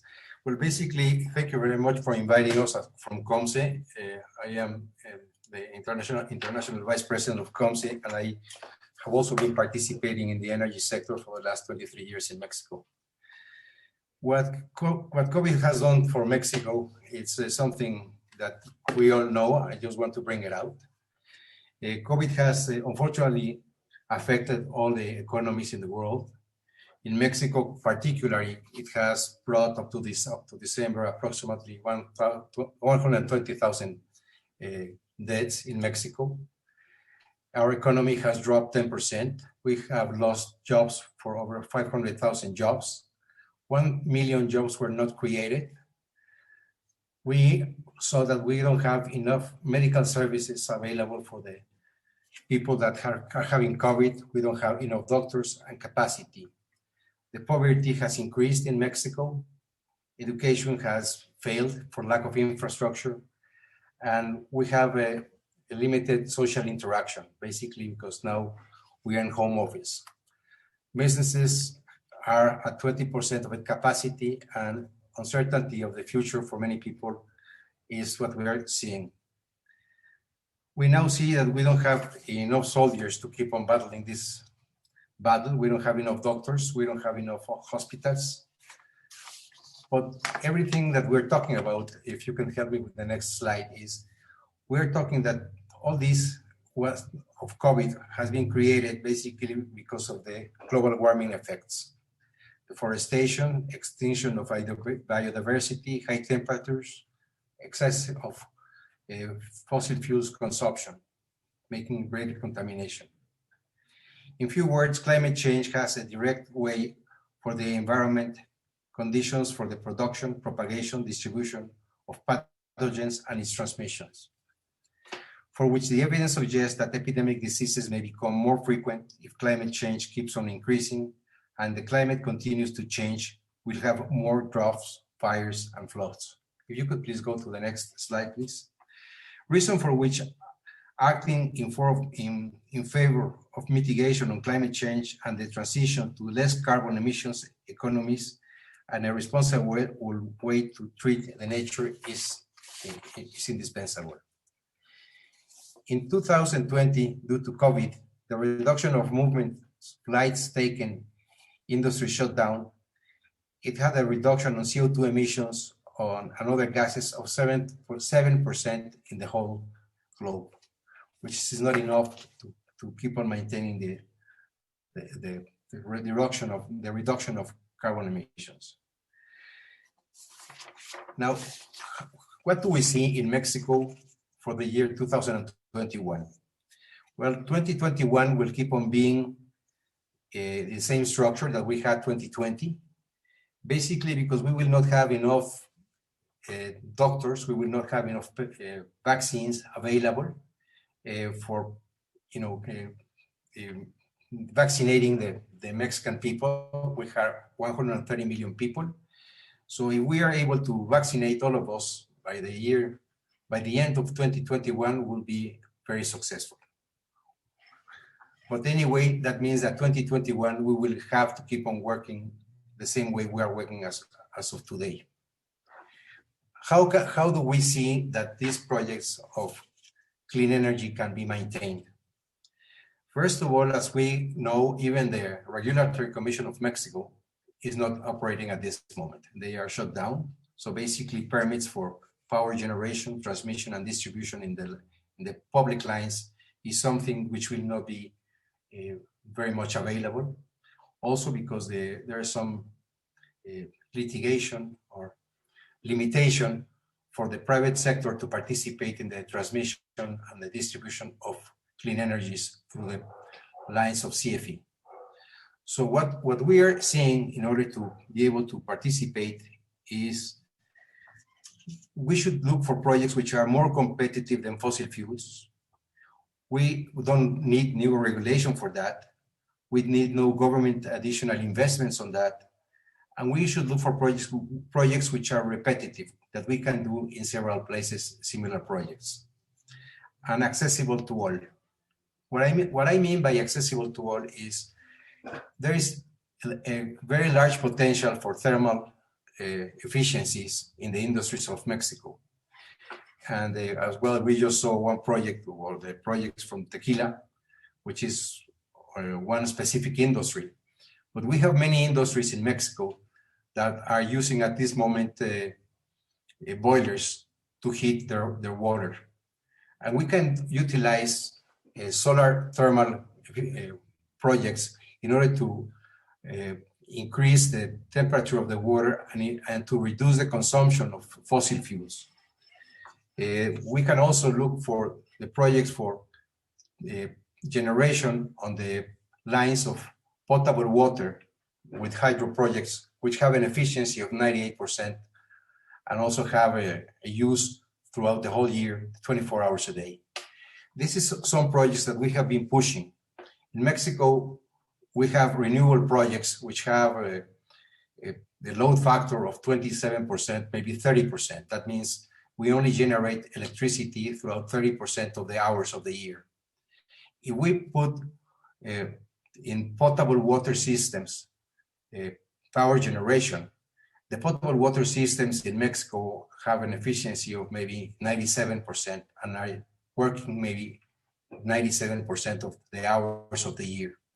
That would put us to have power generation in small capacities in different areas of all of Mexico, almost 100% of the hours of the year at a very minimum cost. The cost much less than what any power plant is doing in the country. These investments, I had the opportunity to study in India, in IIT Roorkee 15 years ago. And in the area of New Delhi, in those 3 years that I was there, there were placed 40,000 mini hydro facilities. Not 4,000, 40,000. Mexico has the same potential, not only Mexico, but Chile, Peru, any country that has transportation of potable water, which is all the countries in the world. We also are looking to produce biogas in the industries from the waste that we have in the industries in order to utilize that same gas in order to substitute either natural gas or any fuel that, fossil fuel that we are consuming. Mexico imports 70% of its natural gas and 70% of the diesel we consume. So basically, by utilizing those fossil fuels, substituting the fossil fuels that we are actually consuming by methane gas that we are at this moment throwing away as waste, we would be on one side having reductions of CO2 and methane, as well as we would be substituting imports and would give us a more competitive and more cost-efficient projects. And these projects are very accessible to almost any industry in Mexico. Most of the projects that are presented in Mexico at this moment and that are presented by the Mexican Business Council, we're talking about $200 million, but those projects are very high investments and very much capital investment. What we're trying to promote is that due to COVID, we should be working on the industries in-house, what we can produce in-home with the residues that we are already producing in our processes. And also taking advantage of the sun at the site where we are going to generate the thermal energy. We believe that if we were to generate the energy at the place where it's going to be needed, the cost of utilizing would be much less and would be much more competitive.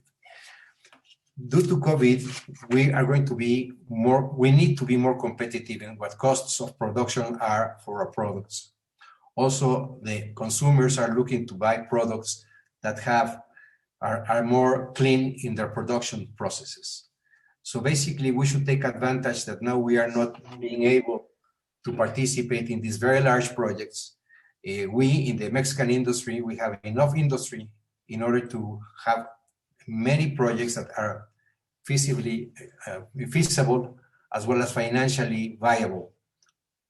In Mexico, the projects of this sort are not in the cap for the Bancomex or Nacional Financiera, which are the Mexican Exim banks, and they are not for them because the Mexican Exim banks only lend money to projects over $5 million, and these projects are of less than, in much lesser quantities. So basically, what we do have is the possibility to talk with entities like the one that is being introduced with this JC mechanism in order to see if we could bundle projects together and see if that would be of interest of the Japanese group, that we put several projects together so that their financing would be viable for them to bring to Mexico. We see that these opportunities are being taken. Today, the market has changed. We're going to see many developers suffer because they have signed contracts with companies which are not economically viable with this economy of today. For example, the shopping centers in Mexico, today most of them have shut down, they are closed. The cinemas are closed. And some other industries have been shut down, and some of them will eventually open. So basically, our economy has changed completely. The companies that we thought that were economically viable are not viable today. And we have to look for a way to develop projects which are feasible and would have a long-lasting life. Producing producing clean fuels is a substitute of buying fossil fuels. In Mexico, for example, today they are planning to change or produce biodiesel from used cooking oil. I was the chairman of the company. We produce 1 million liters of biodiesel, of B10, 10 years ago. And what we see in that industry is that going to produce fuels for the automobiles today, which consume gasoline or diesel, is not a good project. It's not a good project because today we're seeing the investments of companies that are going to start producing electric cars. So why to invest in an industry that in the very near future will not be there? Transportation will have to change to electricity, or will have to change to natural gas, but not the diesel or gasoline. So we don't see the investment on transportation, if it is not in the electric system, as a viable project for the long term. These investments, when we participate in the energy sector, we're looking for investments that can be there for the next 20 years, not for the next 5 to 10 years. 10 years is a very short time for an investment on the energy sector. And we should be looking at the changes that will be happening in the next 3 to 4 years. And we are seeing that the electric industry in the auto sector, in the transportation, will be present in most cases. We already have Mexican companies producing electric cars. We have companies such as Bimbo that is producing their own electric transportation system for the delivery of bread. So we still believe that the consumption of thermal energy and change of fuels in the industry is a better way to invest the resources. And also it's a cheaper way to invest resources. In Mexico, we have enough electricity, enough capacity. We have twice the capacity of the energy that we require at this moment.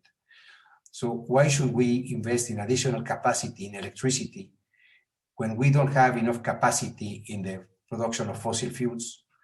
And we can change the investments needed to import fossil fuels for the production of methane and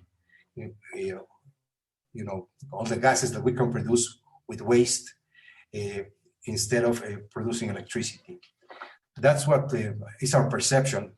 Our perception is today, of course, the CFE will keep on investing on renewable energies through their own systems. We don't see why to compete in that specific sector. We believe that the thermal energy with either solar or other sources in the thermal sector is a more viable, more economical, and has a better return, In the housing industry, where we have been participating, producing hot water for houses, the payback of a project, of a thermal solar project, is 6 months in Mexico. An electric project for a house with solar project is 24 months. So basically, we are talking that the thermal energy and the use of renewables for thermal energy is paid back in 1/4 of the time than what producing electricity itself. So we see that today we have very cheap prices of gas. We do not know what is going to happen tomorrow. We are depending upon imports almost, like I say, 70% of the natural gas we consume is imported. And there is not the view that there is going to be an increase of production of natural gas in Mexico by Pemex at this moment. So that's why we are looking to invest in the renewable projects in the thermal sector, because we believe it pays back to the investors and gives more certainty also to the Mexican industry, as well as we have a better balance of payment as a country. These are some of the points that I just wanted to touch with you. I think that the opportunity of Mexico is fantastic, even though we had a very drastic increase. We, as in Mexico, had growth in the agricultural sector. The agricultural sector has a great potential for production of energies with the residues we have. We are not really producing very much energy in biodigesters. Biodigesters is a very old system.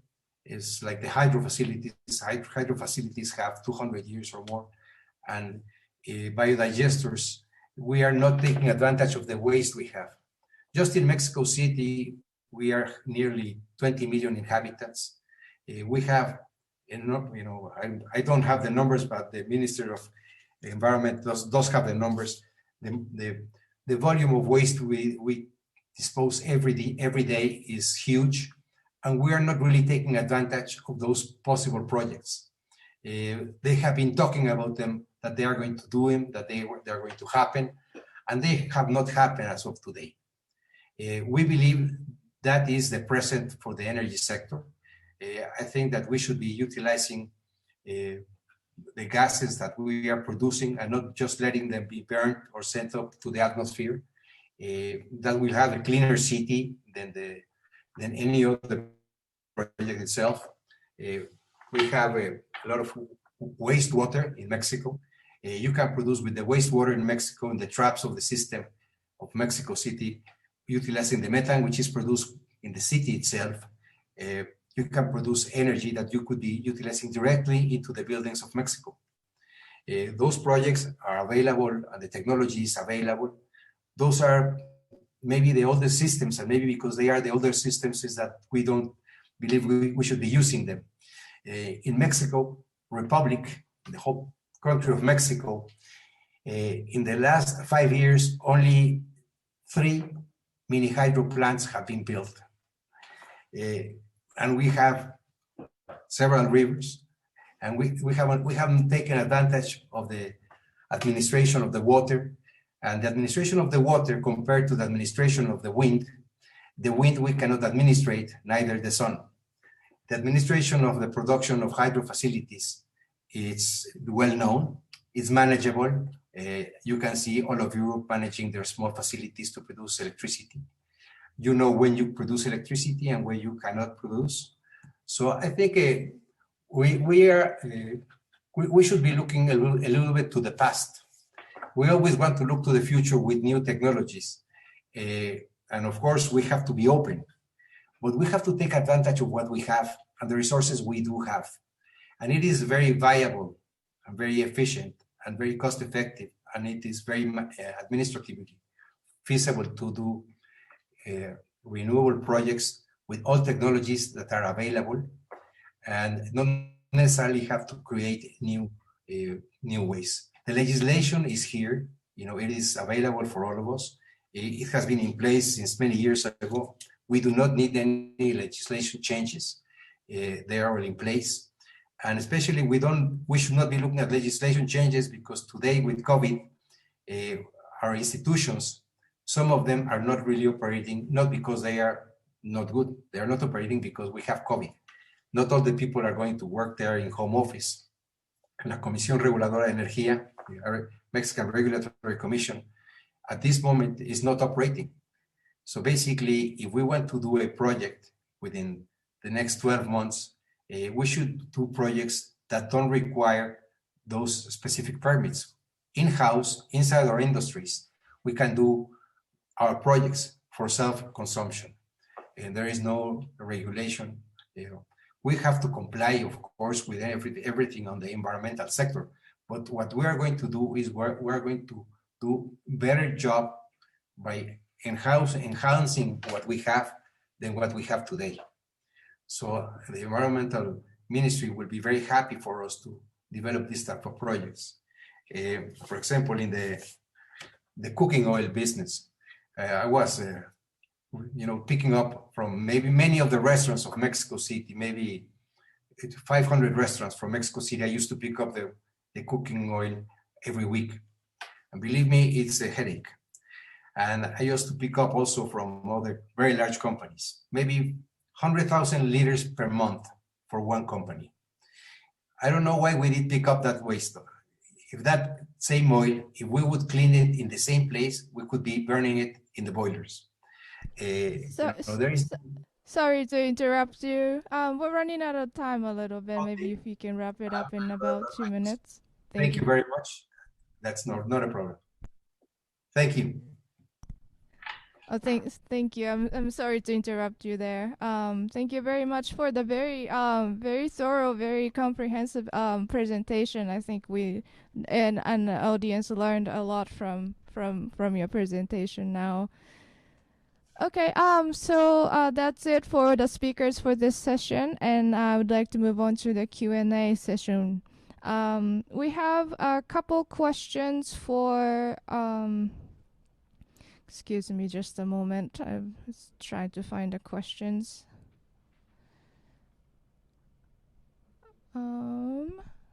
Sorry.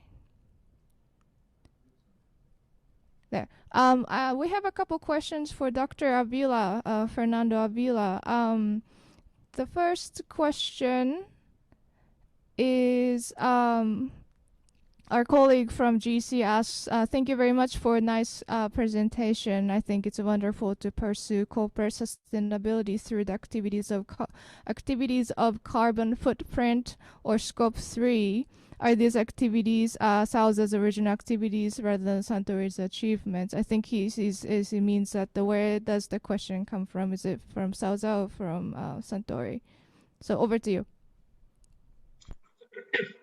Sorry, what is the specific question?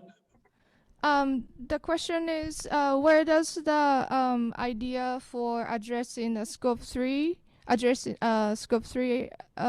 emission activities come from? Was it Sauza's idea or Santori's idea? It's internal for Sauza, but pretty much aligned with the vision of Suntory targets for 2030. So usually it starts with an internal assessment, like the one we did with the Mario Molina Research Center. And then we partner with experts to do a kind of research of what initiatives would be successful. But in this case, it started internally at Sauza. Thank you very much. And there's another question from the audience, if you don't mind addressing. Does the boiler project and benefits also contemplate condensation return to the system? Can you address that question, please?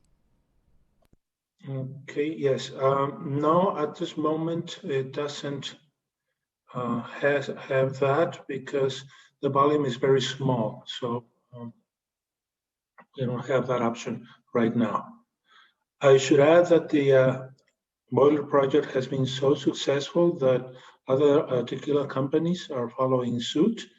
And in the United States, bourbon companies are also picking up the technology, and I think it is a very good business for Japanese business company.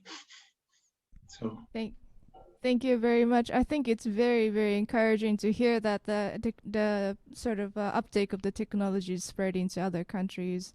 Thank you. Those were the two questions for you. Thank you very much for addressing those. And I have two questions for Mr. Nicastro. Mr. Kwakutu from the Ministry of the Environment Japan asks, thank you for your presentation. In your view, which sector and projects that is needed for recovery from COVID-19 utilizing the JCM in Mexico? There's been growing interest in using the carbon market for the green recovery. How the JCM can help help Mexico to recover from the COVID-19 while addressing the climate change. So over to you. Okay, thank you. Well, there are actually many sectors that have been heavily impacted by COVID. So, for example, we were discussing tourism earlier today, hotels, many other activities such as shopping centers that depend on people visiting and going to the sites because of lockdowns and restrictions. Those businesses have been significantly affected. We have been working also with chains of online supermarkets, for an example. There has been a way out for grocery stores for providing food for people at home. So many of supermarket chains and the small markets, mini markets, are looking for alternatives to source food to communities, and are looking for different technologies to support that. For an example, centralized storage facilities with the central cooling systems, more efficient, lower cost of operation of electricity, consolidating transportation from distribution centers to grocery stores and down to the consumers. So we've been working with many of them. We've seen companies that have experiences in other countries in Latin America interested in implementing those business in Mexico. We are supporting a few of them with investments. So basically, everything that has been affected by lockdowns and reduced occupation, and all of those sectors would heavily benefit from JCM. And then every single company today is trying to minimize fixed costs. So they can have more savings, they can have more cash available, so they can keep their employees, their people, right? That's the critical. And they're also minimizing capital. So any source of funding is very welcome these days. Thank you very much for the answer. There's another question for you. One person from the audience was asking how many tons waste there is for your project. On a daily basis, it's well, in the first years of operation, it was around 800 tons a day. At the peak, we got to 1,200 tons a day. So average is around 1,000, 1,200 a day. But it includes all kind of waste. Includes domestic, a little bit of construction waste. So I would say the waste that is interesting for us, that has a higher methane content, is probably around 800 tons a day. Thank you very much for addressing those two questions. That's it for you. Thank you very much. There's one last question that I would like to cover before we close this section. There's another question for Alfredo, if you could come back online with us. One person from the audience is asking for Dr. Fernando Avila, do they use the pinch technology for analyzing the energy savings?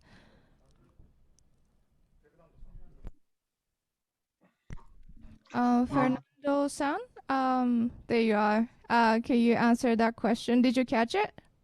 Yes, no, we don't use that methodology. Okay. We do a direct computation, but with a different methodology. Okay, thank you very much for answering that question as well. That's it for the Q&A session. Thank you to our audience for very thoughtful questions. I think they were very intriguing. Sorry, just a second. I think our audience just saw a little questionnaire window pop up.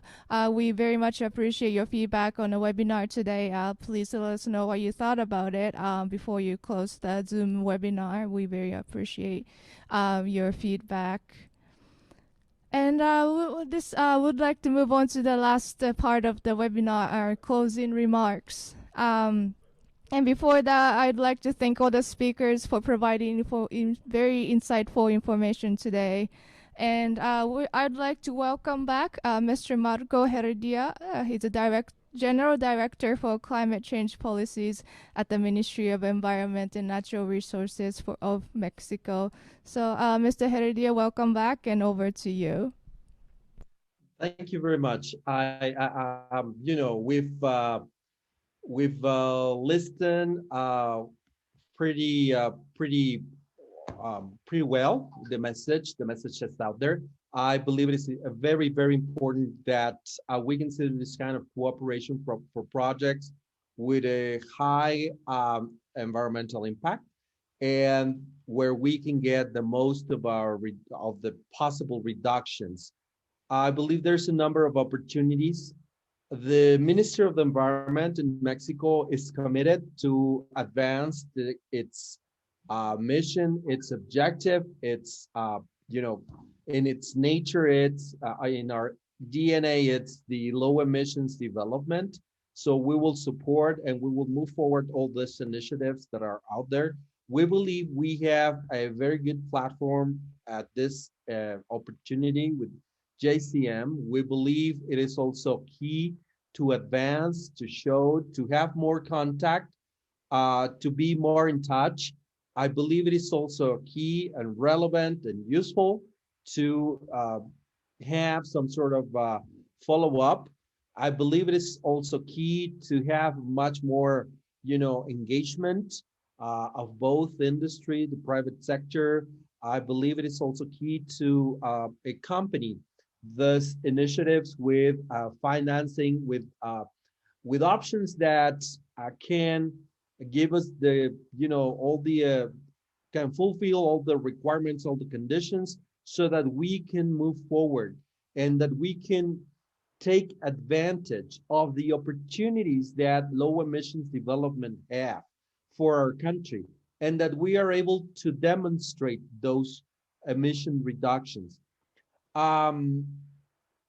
As you understand, as you know, our country has an energy policy that is different from previous administrations. But in terms of the climate ambition and the climate objectives, it remains the same. Or it is also something that we have enhanced in our most recent NDC update. So what I can tell you at this point in time, we do have to demonstrate with all the best of our abilities the benefits in the different areas, environmental, social, and most importantly, for the benefit of our communities, for the benefit of our enterprises, for the benefits of our economy. Of course, we, as I mentioned, we are in the business of protecting the environment. We are in the business of low emissions development, and we will support and we will accompany any single initiative that is in that regard. So please count on us. Please be more in touch. We would like to enhance our ability to, have this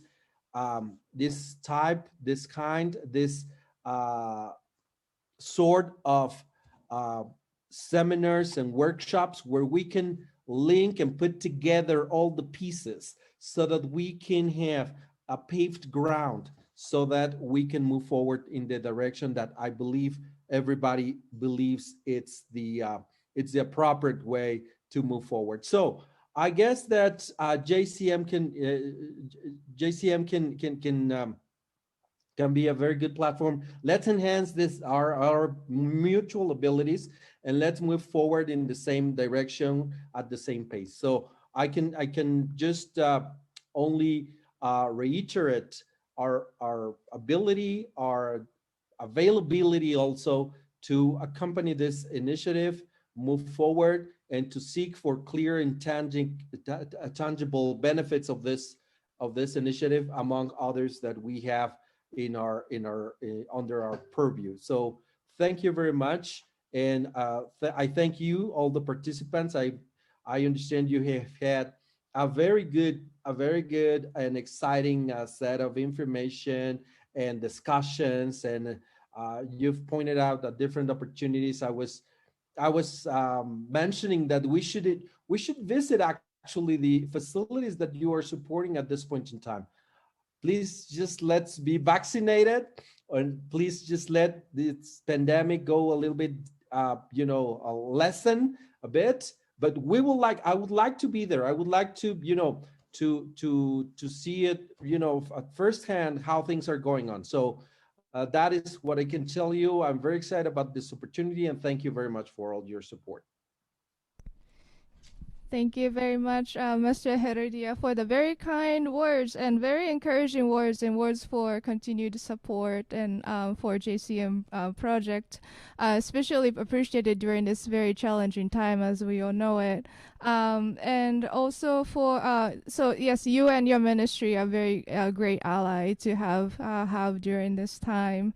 And let's get vaccinated and let's all visit the site. Is very, very, very nice to hear from you. So, and I agree with you that more communication, exchanging information will help us accelerate more JCM projects and uptake of low carbon technologies in Mexico. So we, GC, will be happy to connect anyone from the audience who would like to ask any questions to our partners in Mexico as well. So without further ado, I would like to introduce our last guest speaker for the closing remarks. Mr. Yuji Kimura, he's the Executive Director at the Tokyo office at Global Environment Center Foundation. So, Mr. Kimura, the floor is yours. Okay. Thank you very much, Mr. Heredia, for your very encouraging closing address. On behalf of the Japanese organizers, I'd like to say a few words as a closing address. First, we deeply appreciate all of you for participating in today's webinar. We are also very grateful for the kind cooperation by Ministry of Environment and Natural Resources of Mexico, without which we could not have held this webinar successfully. This is the first time we hold a JCM seminar for the audience in Mexico to learn and deepen the understanding about the JCM financing program. This year, due to the influence of coronavirus, we decided to hold the seminar in a webinar format, but we believe it was a successful event thanks to your attendance and also to our presenters. To wrap up today's presentations, in the session 1, we had special speeches from Mr. Heredia from Ministry of Environment and Natural Resources of Mexico, and Mr. Koatsu from Ministry of the Environment of Japan, addressing the ambitious goals and measures to combat climate change in Mexico and Japan, and the importance of the bilateral cooperation between the two countries, stressing the usefulness of JCM as a tool of strengthening such cooperation and contributing to GHG emission reductions as well as sustainable development in Mexico. In session 2, we learned about new updates on JCM and the current status of the JCM model projects from Mr. Horikawa from Ministry of the Environment Japan, Takahashi and Aoyama from Global Environment Center Foundation, and Mr. Mizuno from Pacific Consultants. We hope these presentations gave you clear images of JCM model projects and the necessary information on the formation of JCM projects and how to formulate and proceed with JCM projects even under the influence of coronavirus. And in the session 3, Mr. Nicasso from MGM Innova Consulting, Mr. Avila from Kasasauga Beam Santry shared good practices of JCM implementation and experiences in Mexico. Mr. Nicastro explained the highly motivated portfolio for the JCM projects in Latin America, including the power generation projects with methane gas recovery system in Mexico.